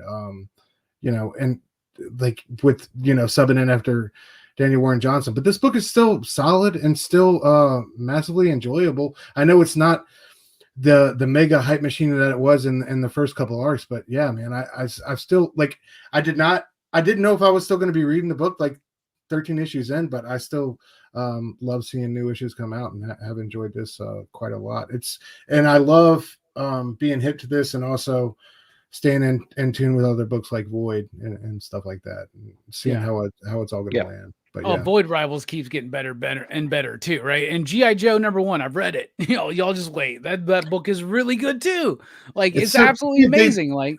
They do such a good, because like I would not be fans of these books or buying these books if like the quality wasn't this good across the board. And they've done an incredibly great job at that. I feel like bringing new fans into these IPs that we have know nothing about, and like Destro. I mean, you told me I was not buying Destro books or Cobra Commander, bro. What? Like, but dude, they're Right. fantastic. But you're right. But is that not how like a lot of us get into certain characters? Where you're like, I was never an Azrael fan, but Dan Waters read it. Wrote Yeah, it. right. like, come on, man. Of course, now I'm an My hands Azrael are tied, fan. dude. Like, what am I gonna do? I've never been a Beta Ray Bill fan, but Right. Daniel Warren Yeah. Johnson, you know what I'm saying? I've never been a yeah. Doctor Strange guy, but Trad Moore, Trad. Yeah. right? Yeah, You like creators are more important than the characters. Hold on. Real quick. Let me take a moment. If anybody that makes comics is out there listening, pay attention to this. This is the most important thing I've ever said on this channel about comics. Creators are more important than the characters. Characters sell, but if you get the right creators behind it, you'll sell more comics. Right. It's ridiculous, but trust me, it's reality. It's my life. Like I've gotten into so many things because of the creators. Am I a fan of Night Thrasher? Or did I love what Mark Bagley and Fabian Nicieza did with that character? Do you get what I'm saying? Like, because they've tried to make Night Thrasher work recently and they don't know what to do with it. I know what to do with them. Give them the Spirit of Vengeance. We got Ghost Thrasher. That's what we got to do. But the creators, allow creators to create, allow them to play with these big franchises, these big characters, and you're going to get great stuff, right? Unless it's Hickman phoning it in on Wolverine Revenge. Anyway, speaking of phoning it in, it's time for me, or I just did my next pick. So it's time for Nick. Nick, you're the one phoning it in. Now we are in rapid fire. Oh, shit. So the best of the rest. What do you want to give us, man? All right. Hang on. Let me get my rapid fire. Shit, there's a lot of books, man. I know, right? Yeah. I know. I feel like really we could have great gone ones. another round. Yeah, there's some really great You ones. want to do still a on the quick table. another round? Or? Do you want to do another round? Let's do another round. Round 3. Nick, Round what do you 3. think? All right. I want to bring this one up because as Eric mentioned earlier, there's certain books you go in with lower expectations. You read it and it kind of blows you away. Now, this is a book that came out this week, so whatever. It is what it is. And I hope that y'all read it. But this one is another DC book. So this is going to be really strange. It's an all-in tie-in. It's a one-shot. Poison Ivy, Swamp Thing, Feral Trees. We have G. Willow Wilson on this one. Mike Perkins, Mike Spicer. Now, I saw Poison Ivy, I saw Swamp Thing, I saw Perkins and Spicer on it. And I'm like, all right, I already know what I'm going to get because we just saw the Round V run and it was outstanding. One of the best drawn books. It was amazing. Talk about a character with a crep. No, that character has a legacy of being amazing. Swamp Thing in general, but like they re-elevated that character again in my eyes and told a spectacular story. I had lower expectations going to this one. I read the Poison Ivy run for a while. I didn't, after her first mission or two, and I'm like, okay, I kind of see where this is going, and I fell off of that character. This book is really cool though, because there's an obvious connection between Poison Ivy, her abilities, and Swamp Thing, right? Like they have a connection to the green in different ways. Poison Ivy's more true to humanity, right? And as evidenced by some of the outcomes of her previous stories and whatnot. Swamp Thing's a little bit more in tune, but they're united in that way. This book is really cool because it introduces another person who has some kind of a connection. We don't necessarily know all the details behind it. But it was this nuance, though, that I just fell in love with throughout this issue, that there are these characters that exist in this well-established DC universe that don't get the spotlight. They don't get the opportunities that some of the well-known characters get. They have perhaps the same connections and same abilities and same potential, but they go down a different path and they're ultimately destroyed. And there's a character in here that they unify over and they're trying to save. And they have a connection with the green, obviously. And it's just a beautiful book where they kind of get together. They go into the unknown. They're battling the elements. They find this like cancer in the middle of the forest and they explore it. And they end up giving her the proper send away. You know what I mean? And it's kind of a wasted character because, again, it's just a different take on a character in this universe. And I absolutely love the execution of this. And of course, the art, I said it already with the Ron V run. Absolutely spectacular. So I kind of wanted to give this book a shout out because I had no expectation and it absolutely blew me away. So yeah, Poison Ivy, Swamp Thing, Feral Trees issue number 1 shot. Yeah, it was a great one shot, and to continue the story of Levi in a way, right? But also what G. Willow Wilson has been able to do with Poison Ivy. When she first started working on this character, I was like, this character's treading the line between hero and villain. I don't like that. I'd rather have her as a villain. Wilson has been doing a great job of treading that line. And this is one of those books that really dives into that, right? Where she's even questioning her own motivation, right? She's like, all I ever cared about was saving the planet. And Swamp Thing's like, no, not quite. You know, and like there's a really interesting story being told there. What about you, Eric? What do you think? Dude, it's still on the stack, unfortunately. So it will get read, but it has not been read yet. So it sounds fantastic, though. All right. Speaking of sounding fantastic and is fantastic, Stu, what about you? What do you think? I haven't got to it yet either, but I did pick it up based off of Nick's recommendation. So I love I glanced at the first like 3 or 4 pages, and the Perkins artwork looks ridiculous. Oh, it's great. So I'm excited to dig into this one. And I just want to second what you said about G. Willow Wilson and Poison Ivy, man. That book, like, I know it's still hanging around, but if y'all haven't checked that out in the collector editions, please go do so, because the first couple arcs of that are fantastic. Yeah, and if you're reading that book, you need to read this book. You Yes, need to read yeah, this for book. sure. It's part of her journey. It's part of Pamela's journey, for sure. Yeah. Right? 100%. Yeah. All right, Eric, even though you disappointed me because you didn't read that book, what's another one you want to highlight? Well, see, I feel like I should pull out Wolverine Revenge just to piss you off at this point now. Do it, man. Let's talk about it. Let's No. dissect it. I straight up have nothing to say about that book. That's how I feel about it. Damn. So let's talk about a book I do have. Real quick, something- though, it's not a bad book. It's No, just, it's just not bad. it's kind of like, yeah. It's going if through the Cullen Dude, Bunn motions wrote right it, now. would be Hickman like, and this is the best Cullen Hickman Bunn and book you've ever Capullo, read. like, if we thought in Wolverine Revenge, I thought it was going to be something like so gnarly and awesome, and it's just been. It's been okay. Yeah. Have you fine. done a comparison of the red band versus the non-red band? It's bullshit, dude. It's like 2 panels or 3. It's like, it's bullshit, dude. It's Yeah. such crap, dude. Yeah, Fuck you, I don't know why Marvel. they- Fuck you, Yeah. Marvel. So I'll talk about a good book. I'll talk about a worthwhile book here. The finale of the first arc of Rook Exodus, man. This was Yes. an amazing end cap for a story that I did not think I was going to enjoy at all. For all of the Ghost Machine. Well, first of all, Ghost Machine, like, kudos, bravo. Y'all have done such a fantastic job for your first year as a sub-publisher within Image, man. But this was the book that I really didn't think I was going to have. Like, it wasn't going to resonate with me because it kind of felt hokey and cheesy, felt a little bit Power Ranger-y with the helmets that you wear and you get to talk to animals. But by the end of this issue, I'm sitting here and I was on me and Stu's show on Wednesday. I'm just like, go, Rook, go. You can do it. You don't need your helmet anymore. You talk to your birds. You have control. Eric's of them. online trying to figure out who he can commission to make these fucking helmets for him and shit. Basically, yeah. How do I talk to crows? Yes. It was a beautiful issue, man. It was like Fabak has been doing great work issue after issue, and I think they kind of stumbled maybe a little bit on their deadlines, just a tad maybe.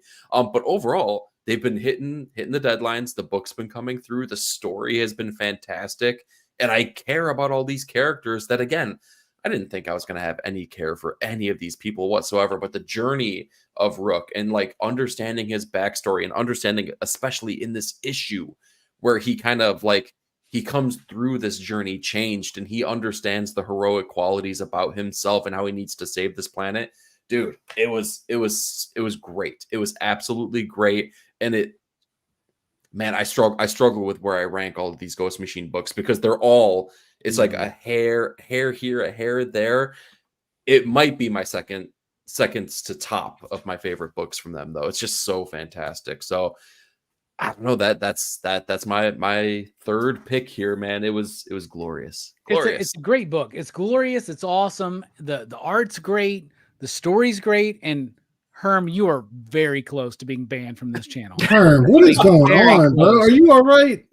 Come on, Like brother. somebody go check on Herm. Seriously. Like Fable message him personally. Just make sure he's okay. Mike wants to know. Hey, What about you, Stu? What do you think about Rook Exodus? Because I think it's fucking brilliant. I loved this issue. I love this series. I love this world.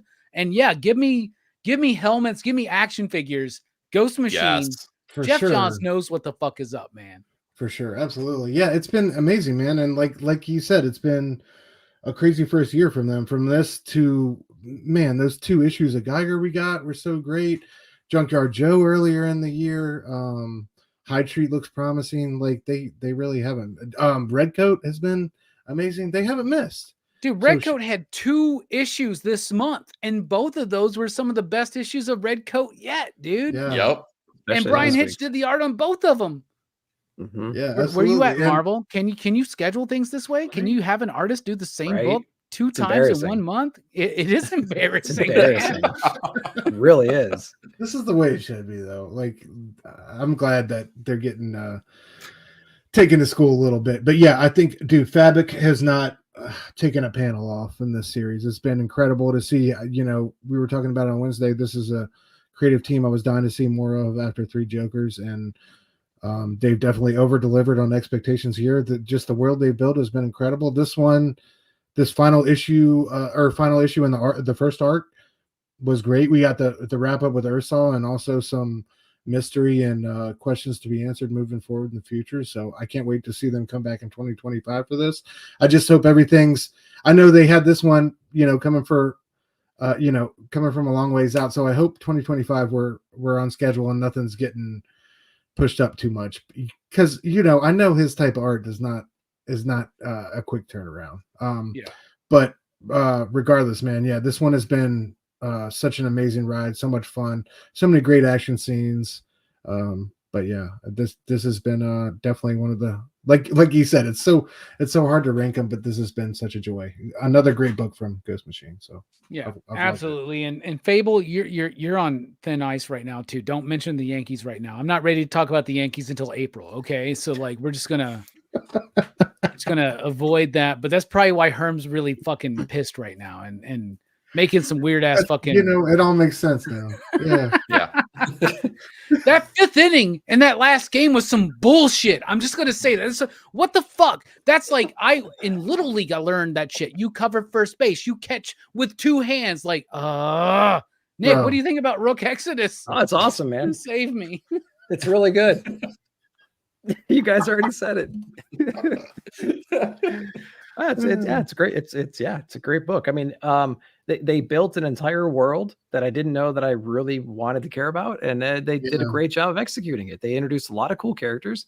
There's just think of all the people that they introduced in this story that got a couple of pages and they still are around right now. So like, that's what I'm saying, dude. What issue was that where they gave all the different wardens, and you're wardens. Like, what? There's like a Jackrabbit warden, and there's like a I can't. And I don't think they took care of any. Like, I think they beat them up in a single battle, and they all kind of retreated. Yeah. So now we're going to be on this journey where we're trying to. Is it Direwolf's dad or something like that? We're going to try to find this person who's kind of like messed up and like a werewolf now. And we're going to be encountering a lot of those same people again. And Ursa is not gone. He's like in a comatose state right now, right? So like, it did a lot of cool things. We're like, we're not gonna really kill our villains right now. We're going to keep them around. We're going to switch objectives real quick, but like they still left a lot of room for like old threats to rise back up. So it's gonna be cool to see where they go from here. Yeah. So basically, Rook Exodus has been nothing, like they've had no unforced errors and done nothing but hit home run after home run each and every issue is what I'm getting away from this, right? Yeah. Also, Herm, don't get your hopes up about the Knicks, man. How many times, like your entire life, the Knicks have let you down. Okay. So just calm down, man. Just calm down. Fucking sports is so terrible to be this is a hard time for me to be a sports fan right now.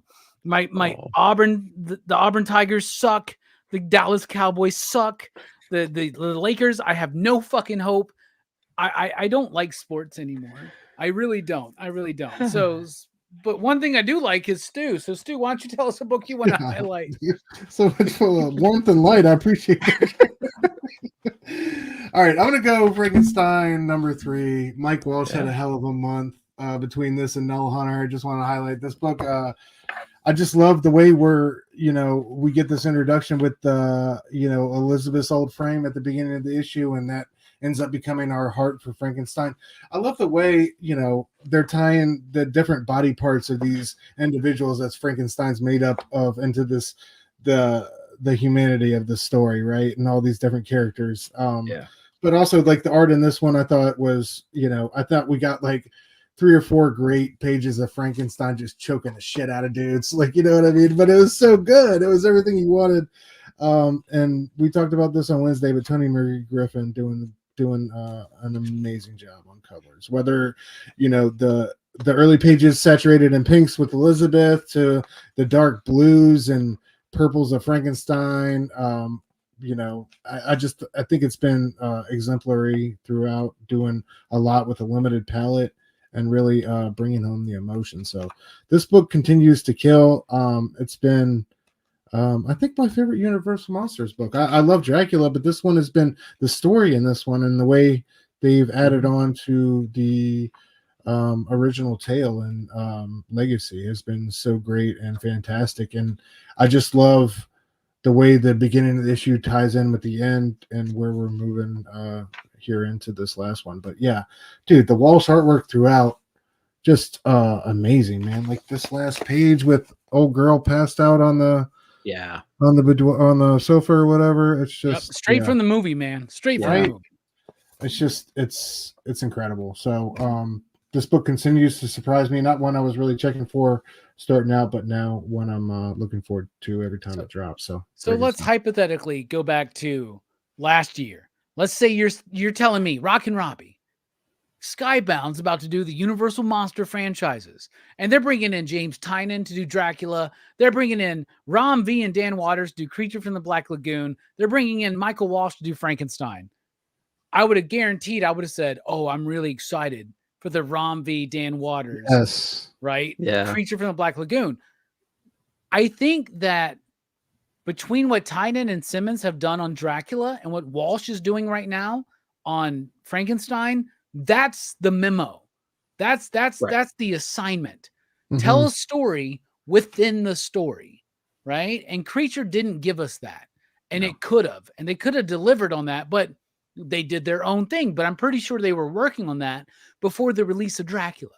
But now we know what's going on. And I have the inside track on what's the next Universal Monsters book from Skybound, and I'm very excited for it. I cannot wait until that announcement gets made. But this book is fucking awesome, dude. It's beautiful. Hell yeah. The colors by Tony Marie Griffith are amazing. Such bold choices. She understands color theory. That's interesting. Most comic book colorists at Marvel don't get that. That's so true, though. Like, I don't mean to take shots, but that feels true on like a. I'll shoot at Marvel any fucking day, dude. Let's fucking do it. Y'all suck, Marvel. All right, y'all suck. Anyway, I'm not confirming nor denying that fable. We'll talk afterwards. It's Wolfman. So anyway, I'm really, I love this book. I think it's great because it's telling the story within the story. I am a huge fan of these Universal Monster movies, as y'all know, right? And that's what I want to see. I want to see something that fits visually and fits within the story. And that's what they're delivering. And Michael Walsh had a hell of a month. And that dude is a top-notch creator. Speaking of top-notch, what do you think, Nick? I love it. Yeah, there are so many themes and callbacks too. You're alluding to it, like the close-ups of like the father's hand, and then you see it again later in that issue when Frankenstein kind of arises, the monster arises, and it focuses on that hand so many times. There's a lot of those moments in this book, and I think that the only way that those things come about is when you have a writer that's like really paying attention to how they're crafting the story and the emotional beats of the story too. So there's just so many moments in this book where those elements exist and they don't exist in most comics. So you can just really tell he's really focusing on the emotional side of this. And I love it. The inking and coloring are incredible in this thing. Absolutely incredible. There's so many moments of like horror and terror and like full page panels and things like that are just like spectacular. They're like poster worthy, you know. It's just the visuals of the stories. Walsh is Mignola-esque, right? Yeah, really is. Well, yeah, with like the shading and stuff on the faces, and the silhouettes, like the spotting and the of blacks, the composition, the Right. design of the page, like it's really good. Like he's got a couple panels in that throughout. It's different pages, but Frankenstein will just be opening a door and it'll be like creak, and it'll just be like that one Right, panel and like Yep. one height. and that just face. yeah, man, it's just so so well good. done. Herm, you're Yeah, crossing some fucking lines, dude. I'm not just about to remove your wrench. You might be blocked from this channel going forward, man. I mean, I get it, man. It's tough for us Yankee fans, but We love you. Don't you do it. are fucking really pissing me off. What about you, AE? What do you think about Frankenstein? Love you, Herm. I'm just joking. It's fantastic. I love the subtlety that Walsh and the colorist bring to the book, right? Because we talked about the color palette and it is great, but I love that there's restraint behind it too. It's not like overbearing and garish. It does just what it needs to. And it's the same could be said about Michael Walsh too. This is not a verbose book by any means, but it's a perfectly paced book, right? You don't need a lot of words to tell the story that you're getting. And he understands that. He knows that he lets the panels breathe and tell the story that it needs to.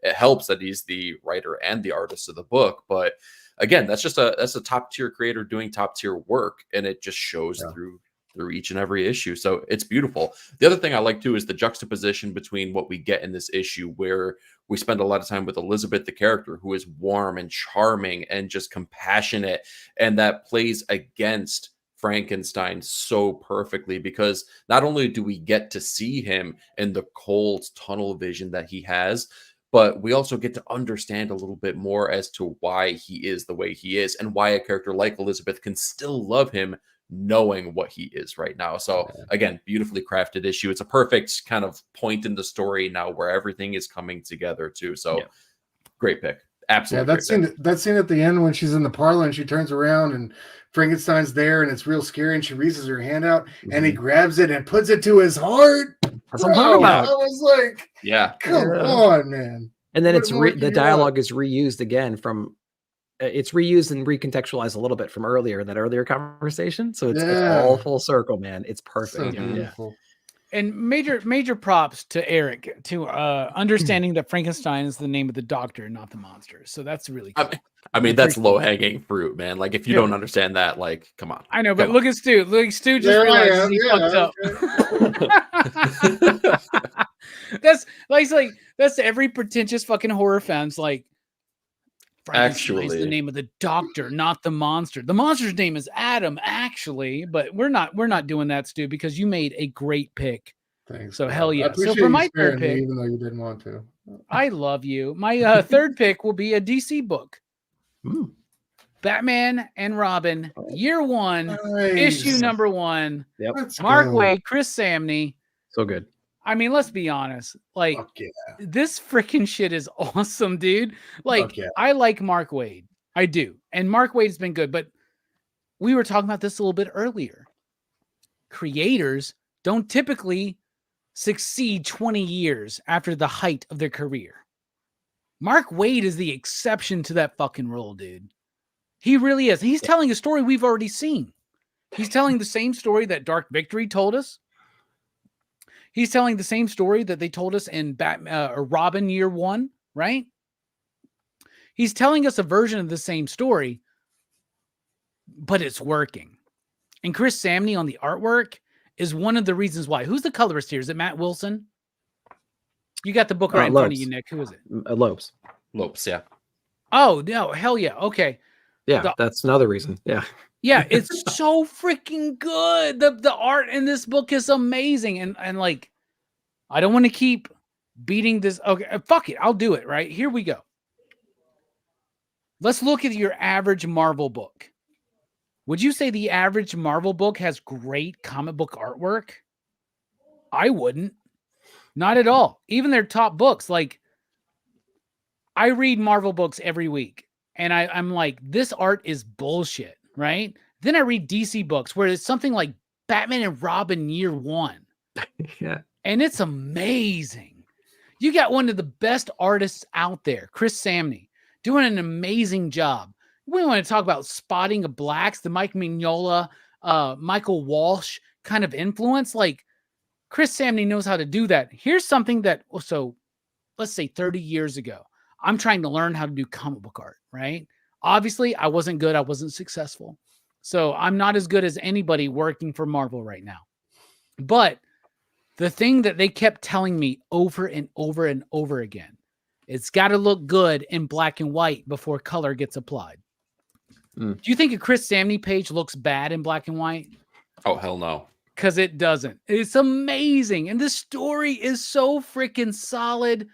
The artwork is amazing. The coloring like really accentuates it, but it doesn't need the coloring because Chris Samney knows how to do comic book artwork. I'm sorry that we're hating Marvel right now, or that I am, but it's true. Herm, you're fucking wrong. The rest of us are right.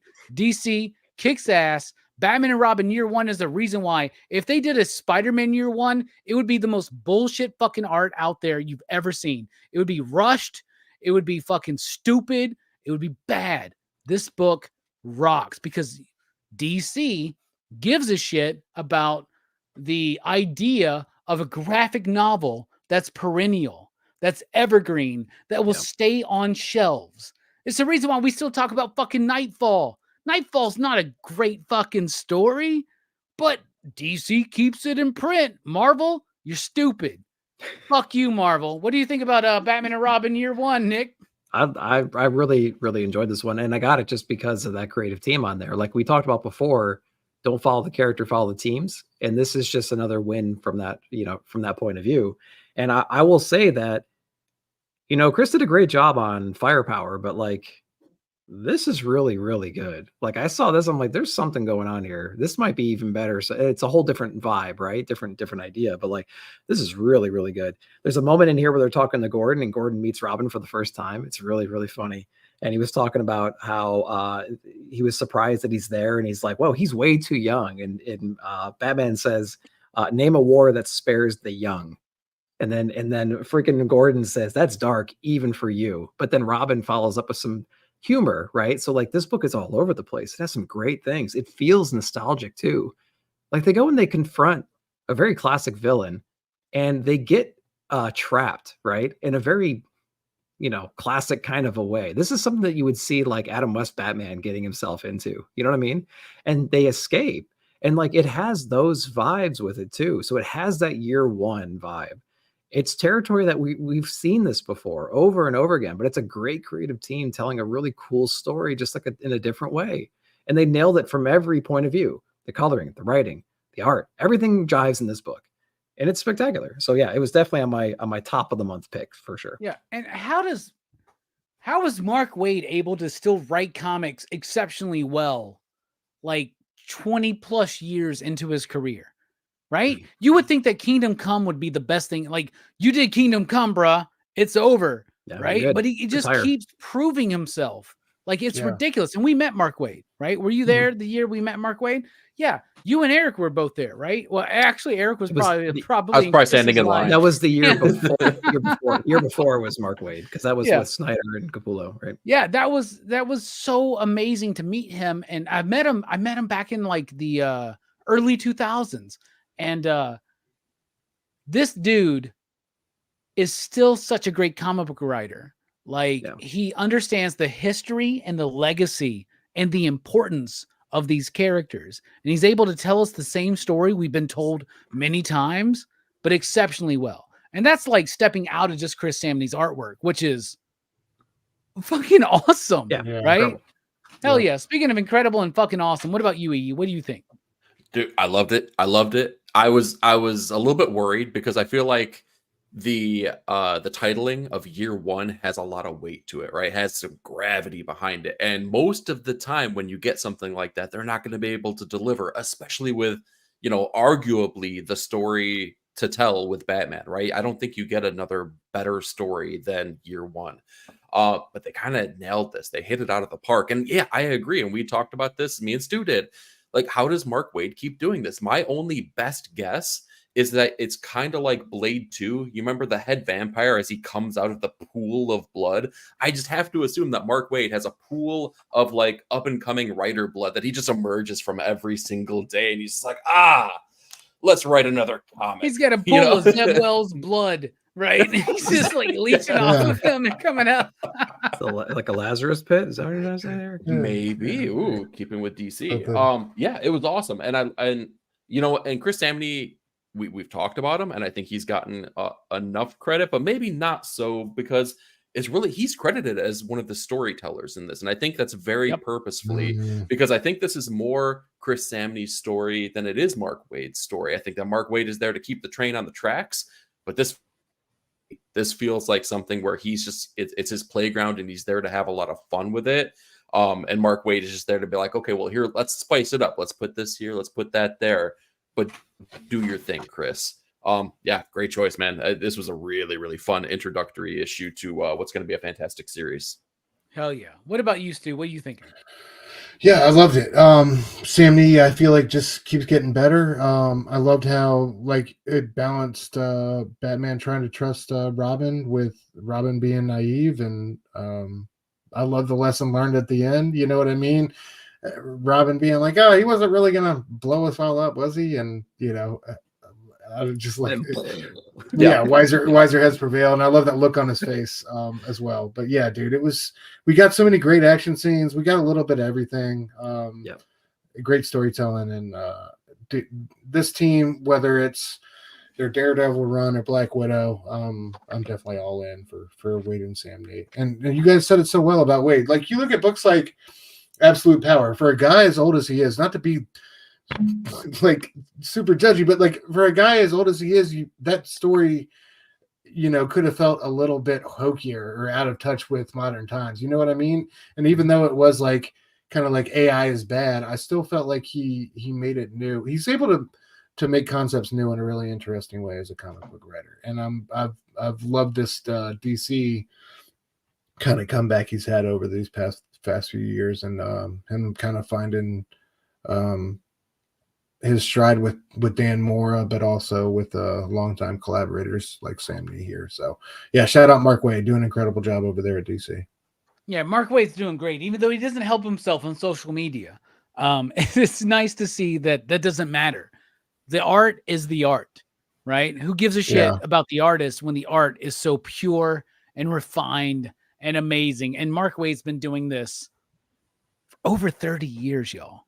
It's ridiculous. It's ridiculous. Bendis could even make it 15 years before it became boring. He could even make it 10 years before it became boring. And I'm not trying to disparage anybody. I think that it's hard to make a comic, but Mark Waid still makes comics that are awesome and resonate. And this is actually there was a time where DC had the opportunity to have Mark Miller, Grant Morrison, and Mark Waid do the Superman books and make them something special. And they went with Jeff Loeb and Joe Kelly instead. Nothing against them. That was a great era of Superman, but like, you missed the boat. And they have rectified that. And luckily, the best days have not passed Mark Waid yet. Speaking of the best days not passing us yet, Nick, rapid fire, what you got, my man? Titan Comics Conan Battle of the Blackstone issue number 2, spectacular read where we are bringing together tons of different characters from the Conan greater lore, and we're bringing them into this one unified story, the Battle of the Blackstone. Some kind of an ancient evil has arisen, and it's pulling all these different champions across the different landscape, the timelines and whatnot, to one place, and they have a battle of the alphas essentially right here, but they have to team up against this ancient evil, and love the execution. Zub's doing a spectacular job on this. On the main Conan run, Savage Sword, we had a great issue of that as well this past week, and he had a backstory, a 2-page backstory, but Aaron did a great job on that. But yeah, Battle of the Blackstone, everything Conan right now is absolutely fire. Just check that out for sure. We have Marvel. We have a Marvel book. Hey, look at that. It's not main continuity. We have Spider-Man Reign, volume 2, issue number 4. Another spectacular issue. Man, it's so good. Andrews is doing a hell of a job on this story. It's very emotional. This issue in particular, having the backstory of Miles and his family, and like what happens when that curtain falls, you know what I mean? And like the implication of that and how it changed the characters within the story. It just adds to the richness of these characters that we didn't know a whole lot about. We've seen him in previous issues. Now it's kind of he's just flushing out those characters even more, and it's just adding to that emotional story we already had with Peter and his MJ and the Venom and everything like this. So Reign volume 2 issue 4, never thought I'd be reading that book a year ago today. Falling in Love in the Path to Hell. I'll just spotlight this book again. I love this issue. I just really met like this Gary series. Brown, dude. That's the artist, right? Gary Brown. Super cool dude. He was at Memphis, Yeah. man. Super cool fucking dude, man. Yeah, Gary with a E and Gary with an A are on this book on the creative team on here.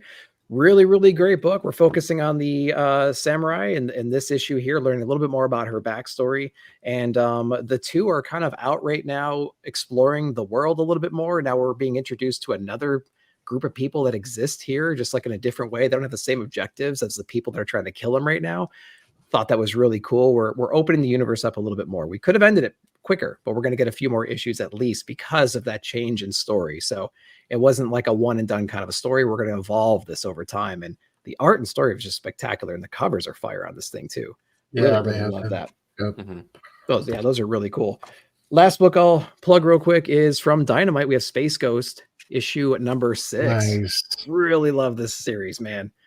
Space Ghost has been spectacular. It's like Spider-Man Reign. If you would have told me a year ago that I'd be like loving a Space Ghost book, I would think you're crazy. Now I kind of grew up with the property a little bit, coast to coast most prominently, but this book was really great, focusing on Moltar, and the coloring and the art in here is like you can feel that heat inside this book. Yeah. Then we have some of the characters who were put in bad like trauma situations in the previous arc, and they're kind of coming out of that. They're evolving out of that. They're learning how to be a team again inside this book. So things are clicking, right? The only issue I have with this is we're burning through main villains right now. So I don't know how long we're going to be running with this, but David's doing a great job on this. The art's spectacular, and there's a lot of emotion behind this. So yeah, I think those are the rapid fires for me this week. Shouts out to David too, because like anybody else would be like, all right, little boy fucking Space Ghost is like filled with trauma. Let's spend the next 10 issues exploring this, right? How boring, right? And he how boring, right? Like that would be lame, right? But he does it so well. David understands this property. He's doing such a great job, dude. It's so good. And shout out for you for mentioning the first Dynamite book of the stream.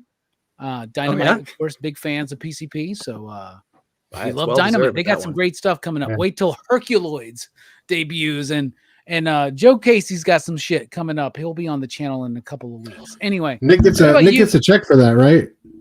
He gets a check for that? Residuals, okay. yes. Yeah, it's the residuals for that one. Yeah, I owe you like $1.99. There you go. I'll take it. Meet me in Kentucky. I'll buy you a chili cheese burrito. I'll see you in April at least, you know. So yeah. YouTube is paying off, baby. Hell yeah, it is. What about you, E? What's your rapid fire, my man? All right, I'm going to kick rapid fire off similar to what Nick did here with the Herm We Love You pick, which is going to be Ultimate Spider-Man number 10 here. Granted, Spider-Man is in the title here, but he barely shows up in this issue, but was still kind of awesome, because if you told me that they would put out a book all about Ben and J. Jonah just investigating their story, being journalists and getting into it, dude, I'd be down for that. And maybe that's the old man in me, but I loved this issue, man. David Messina also not getting enough credit. He is an awesome pitch hitter for Kaketo. Yeah, not only that, but I think that the artistic style that he brings, I don't know, maybe Marvel, consider him for another book here. Robbie, you're about to say something? I was about to be like, I didn't even realize it wasn't Marco Kaketo. Like, I didn't realize that during this book. I was reading it and I was like about to like praise it on my weekly comic book review, and I looked and I was like, oh, this is David Messina. Holy shit! You can tell by all right? the headshots. Yeah, Kaketo's going to be at MegaCon, by the way. But I'll tell you this: if Hickman gave me 9-panel grids, no pun intended, but if they gave me the 9-panel grid, 20 issues of just Uncle Ben and J. Jonah Jameson written by Hickman, I'm there. I'm sold, dude. Who gives a fuck about Spider-Man, dude? Yep. Staying on the copying Nick train here too. I'll go with the other Conan book here because man, what a fantastic finale to the Frost Giant's daughter that we got. I love, Conan's revelation about his relationship with Crom, his father's relationship with Crom, the notion of everything, and Doug Braithwaite's rendering of all these characters too, specifically young Conan, the sullen, defiant Conan. Perfect. Hit everything that I wanted out of that. Yep. Tin Can Society too. Yeah. This is probably one of my favorite books that's coming out right now. if you're looking for a book with strong character, this is a character study book, man. You will fall in love with these people. It is pitch perfect. It's a murder mystery that makes you care about all the players, and one of them might be the murderer as well. I will wrap things up here, though, with another Michael Walsh favorite here, Null Hunter. Again, another thing. Yeah. Expectations play a huge role in how we feel about these books. I saw Michael Walsh. I was like, I'm going to give this a chance. And I'm so glad that I did, because this, again, the 12 Labors of Hercules. Come on. Why haven't we gotten this before? We have 12 issue series of comics. It's right there for you, but I'm glad we're getting it now. When you marry that with the cyberpunk aesthetic that we're getting from the story, the technology of all of it, dude, this was so much fun. This was a blast of an issue and a perfect wrap up for my roundup here. Awesome. I'm so glad you brought up Null Hunter. That was such a fucking good book. Yeah, that Dude, was so fun. Blew me. Really I didn't good. even realize. I didn't even. I guess I got too busy during Horror Fest. I wasn't even paying attention to this book, man. And then it came out. I was like, "What the fuck is this?" Oh, this is a damn really good fucking time. Good. This is really good, man. Yeah, This Eric is was like, great. "Did you read that one?" I'm like, "No." He goes, "Walsh is on it." I'm like, "Ah, shit! I should have looked at it closer." Yeah. As soon as I flipped through it, I'm like, "Oh my god, this is amazing." Yeah. Speaking of exceeding expectations, Stu. There we go. All right. Yeah, a book I've mentioned twice before on the monthly show. I didn't want to mention it a third time in my top Do two, it. but yeah, Zatanna, man. The conclusion to Bring Down the House was everything I wanted. Just amazing artwork from Rodriguez throughout this one, and I love how we kind of get Zatanna, finally facing off against her father, but against her own insecurities and personal demons. This had elements of felt like Morrison's Doom Patrol at times, like parts of this issue, but it was so fantastic. I loved her morphing back into a child, and just the journey she took through this final issue. It was such a brilliant, unexpected series for me. Came out of the blue. Great job by DC and all the folks at Black Label. This one, I said it before, I put it up there with Cliff Chiang's Catwoman, Lonely City. I think it's just a great self-contained story about a female character that does wonderful things with it, and really takes an interesting look at her past and her origins. And I love the way it kind of sets her up ostensibly for the future with the Justice League at the end. It was everything you wanted from a book or from the series to bring it all home, and it still kept all those elements that we love throughout, like the artwork, the colors, the crazy pages, and just chaotic magic. So, man, such a brilliant series. I definitely wanted to highlight that one. Yeah, and as Taki points out, Javi Rodriguez is doing absolute Martian Manhunter with Dennis Camp. And y'all my God, y'all dude. have seen the covers, and Dennis was like, "I cannot wait till y'all can see the interiors, because this book is fucking wild, dude." That sounds crazy. I bold prediction. Absolute Martian Manhunter, most comic book fans will hate, but we will love it. All four of us will love that fucking book, dude. I guarantee it. That creative team sounds amazing. Moving on, Absolute Batman #1, dude. I loved it. Dragota's artwork, I thought the character design was great. I loved the kind of middle class. I can't believe it just came up now, man. Right? The Really middle class Bruce. How he learned his way through like all these he was engineer in Gotham. He learned the city's sewers. He learned the city from the ground up. I love this like big hulking the physicality of him and his suit and all the different ways that was used, and just the reimagining of his origin story and how it made it I will a say little this. bit more topical. I will say this. I love how they're like, this is Bruce Wayne without his money. And I'm like, how did he build this fucking suit? Like, he's got like technology that like Bruce Wayne, and he does, like, what the fuck is going on here, man? Like, who's got the money for that, dude? Like, I don't get it. But I do like the book. I think it's really cool. It's just, it is funny where they're like Bruce Wayne with no money but he's got this crazy ass cape that can do things that no Well, other cape I can think it's fucking gonna do and like shit I that. like too how he repurposed Alfred's weapons against him. Like he took his shotty and made it non-lethal and shot him in the face with it and stole his Yeah. motorcycle. You know what I Oh, mean? he Like stole his motorcycle. That was my Yeah. favorite bit in the whole thing. That motherfucker stole my motorcycle. I Yeah. love that shit. It was- This is the best Alfred I've ever read in a comic, by the way. It should be I called love Absolute that. Alfred. It's Yes, not man. Absolute That's Batman. so cool. really. Broke Batman. And I love wow, how yeah. his- When's the last time we yeah. saw that? A month I ago? love how it It's was like his narration carrying us through the story too. That was super dope. Yeah. We had And Absolute Robbie, what Batman. did It's this called one feel like Flashpoint in- Batman. What did this one feel like in the shop though? Like was it everything you expected it to be and more It- or like Surpassed my expectations. Yeah, It's the highest selling book in my shop this year. wow. Yeah. we sold out. Is there's more hype behind this than Ultimate Spider-Man. So this year, like the two big books were Ultimate Spider-Man #1 and Mhm. Absolute Batman #1. Yeah. And this one surpassed Ultimate. This one surpassed Absolute Spider-Man #1. Ultimate Batman #1's great. What? I did that on purpose. Yeah, my head hurts. Yeah, my head hurts now. I regret No, it. this book was, and I Oh, like yeah. the key when you're a retailer is who signed up for it after release, Mhm. right? Absolute Batman #1, biggest book of the year at my shop. Oh yeah.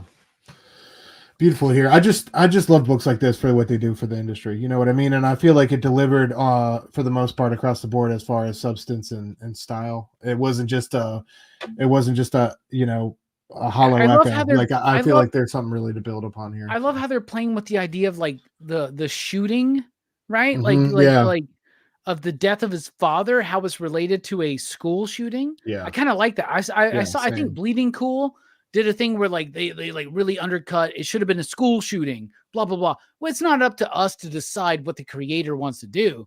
But I love the idea that this was based on a public shooting that is Right. related to a school field trip to the zoo.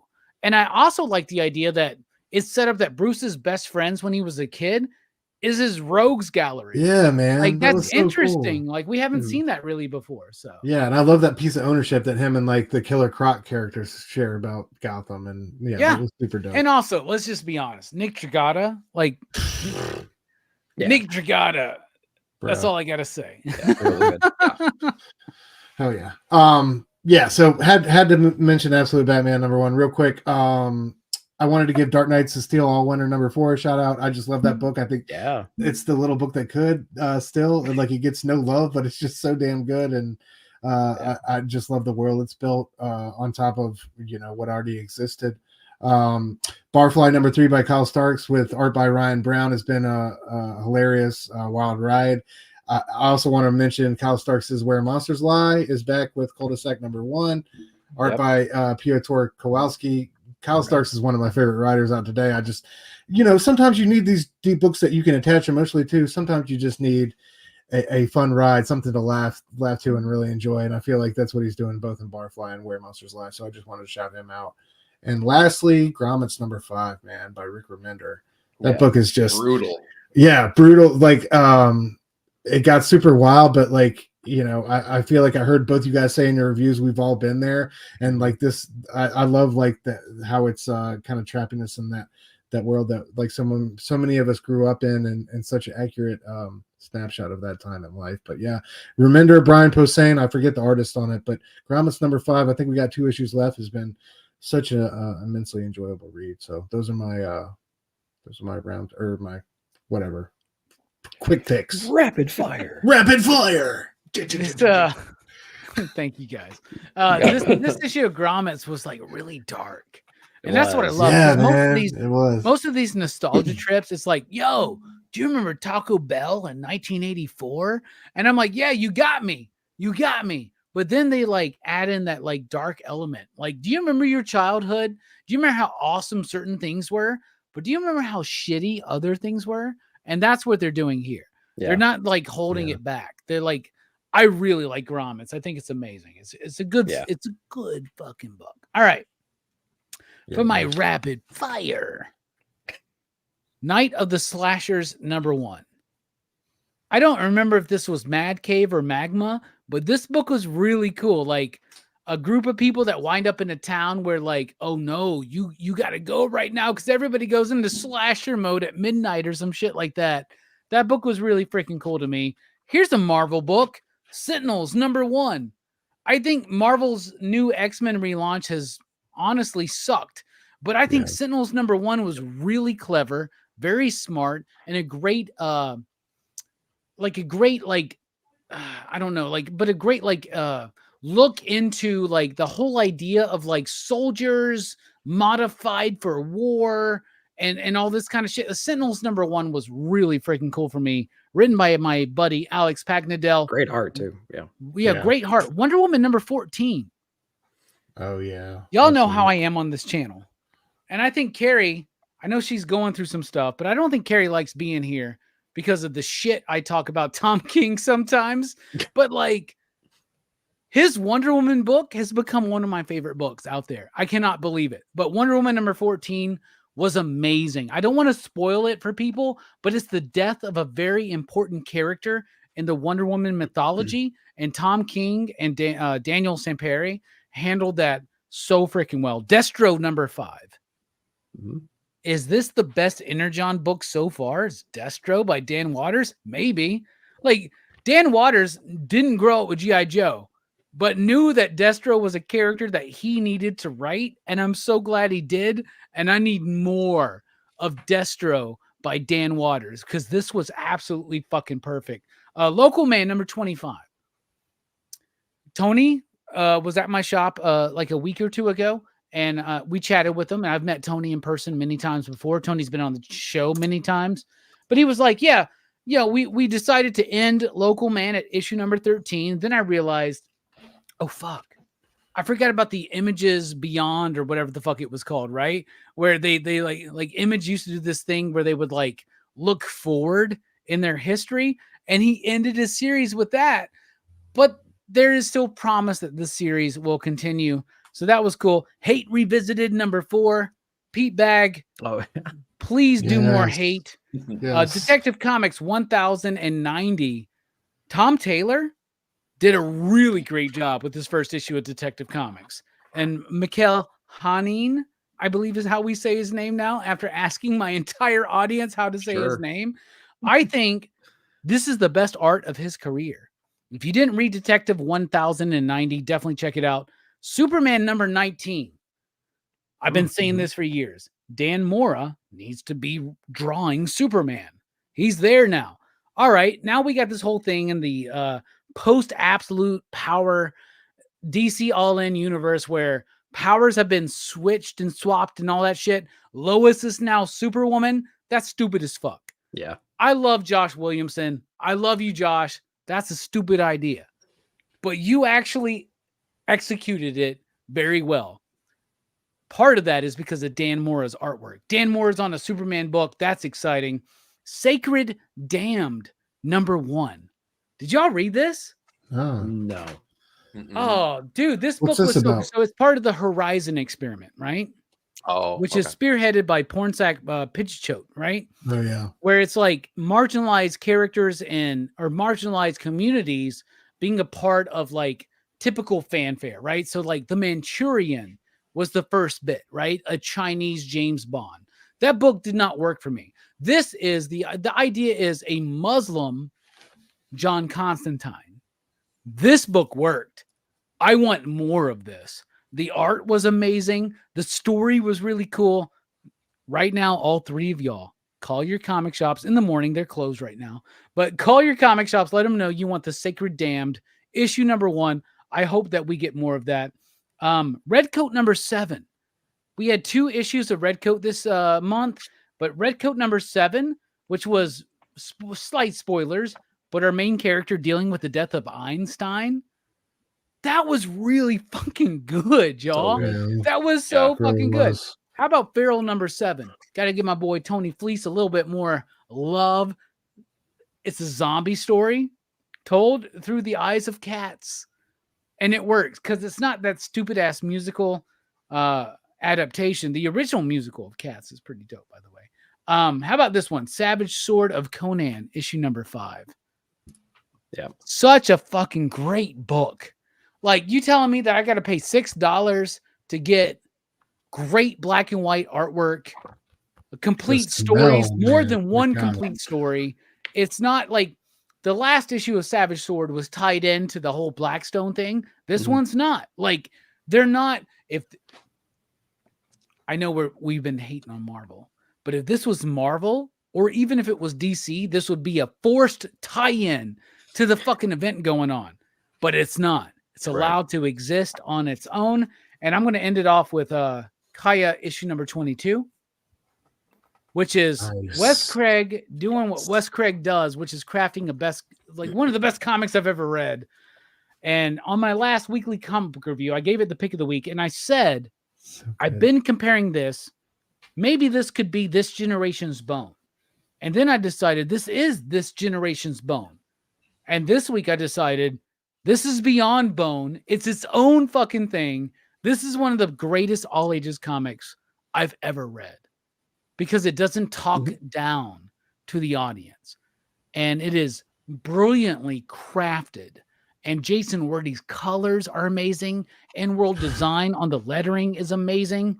The use of this may sound very pretentious, but one of the things I think that elevates Kaya beyond other, even indie comics, is the use of the space in the gutter. That's ridiculous. Like, Wes Craig is thinking about how much space is between one panel and the next. That's fucking awesome. I love that. Kaya is amazing. One of my favorite comic books of the last, I guess they're on issue 22, the last 2 years. It's spot on. It's top notch. It's amazing. Yeah. Y'all need to go read it. And it would be one of the best collected reads you'll ever have. Like, this book was meant for a collected read, and that would be a spectacular time. Hell yeah. And let this dude do as many fucking DC covers as he needs to pay the bills, so he keeps making Kaya. Right? And that's the other thing. That's the other thing. The commitment. We here on the panel, we know the deal, right? You make an image book, you make that image book. You're paying for the artist, you're paying for the writer, you're paying for the coloring, you're paying to make that book happen. Image just distributes it, right? And if it's not a success at launch, most people drop off. It's what happens, right? Joe Casey is an outlier where he's like, I'm able to actually do Blood Squad 7 as much as I want, right? Like, because I'm good. Wes Craig may not be in that situation. You know what I'm saying? So, like, yeah, dude, Wes, keep fucking doing DC covers. Do whatever you need to do. Do All In Part 2. I don't give a fucking shit if it sucks. Like, just keep doing what it does. Keep your name what out you there. do to pay the bills, because Kaya is one of the best books ever. And we, as an industry, as a community, as an audience, we need this book. You, right now, you out there, I'm looking at you. Go buy Kaya book 1, book 2, and buy it weekly or monthly, I should say. It's not weekly. It's not a weekly book, but buy Kaya. Like, how many times have we done this? Oh, it sucks. This book that was great didn't succeed. That's on us. Yeah. It's on us as reviewers. It's on us as influencers. It's on us as the audience. Kaya is it. Don't bitch about Marvel. Don't bitch about DC if you ain't reading Kaya. Like, if you don't know what can be done, don't bitch about what's being done. Does that make sense at all? Oh, yeah. Right? Yeah, spot like on. I feel very confident bitching about Marvel and DC and other books if I want to, because I do read Kaya.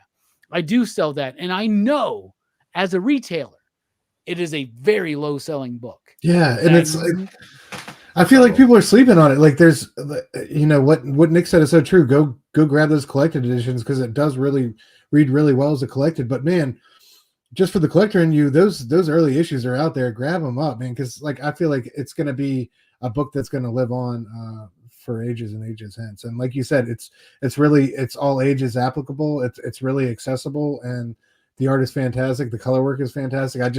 I love that moment in this one where Jen's talking about how like all the voices of negativity sometimes sound like his sister. Like, there's so many emotional. There's even if the issues are quick or 20 pages, they're in and out. Like you still have those emotional, hard-hitting moments and a couple great moments of art where it really blows you away. So it's got everything you could want. Fuck you. Yeah. Fuck you. Dude, one of the best things I could say about this book too is that as a reviewer of comics, it's gotten so hard to talk about it because each issue, I'm like, it's great. Like, what other words can I say to describe how good this is? Because it doesn't take an issue off. Every single one is fantastic. And like, I'm running out of words to describe how fantastic it is. I ran out of words like 6 months ago, and all I say now is, why are you not reading this book? Yeah. Like, that's pretty much it. Like, it's like, listen to us, comic book community. Listen to us. Who cares about who wins the CBC Awards tomorrow night? All I care about is, are we going to make sure Kaya has another issue? Yes. Please. Like, it's like the most. Here's the thing. We got this comic book community. The CBC Awards are tomorrow. I hope to win some. I hope that Nick and Eric win some. Stu, I'm sorry. You'll get nominated next year. But actually, you're nominated this year as part of the monthly comic book review. Don't do that shit again. Just no, but I'm yeah. Whatever the fuck ever. But what I'm saying is, who gives a shit about me, Nick, Stu, and Eric? Right? All that really fucking matters is the content that we get to talk about. Right? Yes. So, who gives a shit who wins a CBC award? Go buy an issue of Kaya. Go buy the trade paperback. Make sure that this book gets to continue because this is not the 90s, right? And it's not the 1990s where Jeff Smith can just make bone even though it's not selling, right? We need Kaya to reach a completion of at least 69 issues, right? Yeah. So let's go for that. Let's do it. Yeah, let's fucking do it. Anyway, great show tonight. And I guess the whole point of the show is buy Kaya. Marvel sucks and DC's doesn't suck as much. So and in 2 weeks, we're all going to go into a deep, dark depression after Precious Metal 6 comes out. Yeah, it's true. We're going to be like, what's left? What are we even doing this for? Kaya, I guess. Nick, I'm thank you so much for being here. I'm scared to read that last page of the Precious Metal. I'm like terrified to end that book. I'm scared of the homework I'm going to force myself to do. To piece all that shit together because holy God, man. That's facts. That's big facts. Yeah. There are so many questions I have. Hell yeah. Nick, thank you for being here as always. Thanks, final thoughts. What you got? What you got coming up, man? Yeah, well, if you like this kind of perspective on comics, I do that every single week, just like a lot of you guys do as well. And so that's Nick at Night, my Saturday night review show. So I just got done filming earlier today. It's posted right now, early access for certain members. And yeah, you can check that out every Saturday night. So thank you very much for that. Otherwise, I do new release videos. I work very close with my shop, Cadets Toys and Comics. So we do new release stuff and haul videos and a variety of how to get into comics today. So if you have a new comic book friend out there, I have a whole playlist on my perspective of how to get into comics and with a bunch of interesting resources and things like that that you can use to up your comic game. So yeah, as always, man, I really appreciate it. Good to be back this month. Sorry I missed you last month, but let's get that streak going again, man. Good to have you back, bro. Thanks, man. I appreciate it. We're going to continue that streak. And Nick, it's always great to have you here. Thanks, Eric, man. I love you. I'm sorry I too. mentioned that you were bald earlier, but it's pretty obvious to other people. But I think kind of true though, right? But it's intentional. And I think here's the thing. A lot of dudes do not I'm bisexual. A lot of dudes do not look good bald. Eric, I would fuck you in a heartbeat.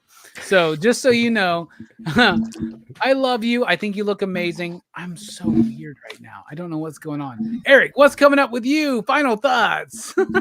First, I'd like to announce my sponsorship for Hims. Use code 9PG for 10% off of your hair treatments. Wait a minute. On top of that, though, I happen to be here because I do the same thing we all do, which is talk about comics and review comics. So make sure you check out every Monday morning on the pull list where I go over my personal thoughts on all the comics that came out that particular week. I also had the pleasure of hitting up another dude that is nominated in the CBC Awards. I was over at Hall Yeah Comics where we talked about My Favorite Thing is Monsters by Emil Ferris. And if you haven't had the pleasure of sitting down and reading through this absolutely stunning book, take the time and do it. It is so worthwhile. It's mind-blowing. It's a really fantastic read it's very challenging, but totally worthwhile. So, Amazing and book. also, yeah, go check out the video too that Halia put on, because it was really fantastic.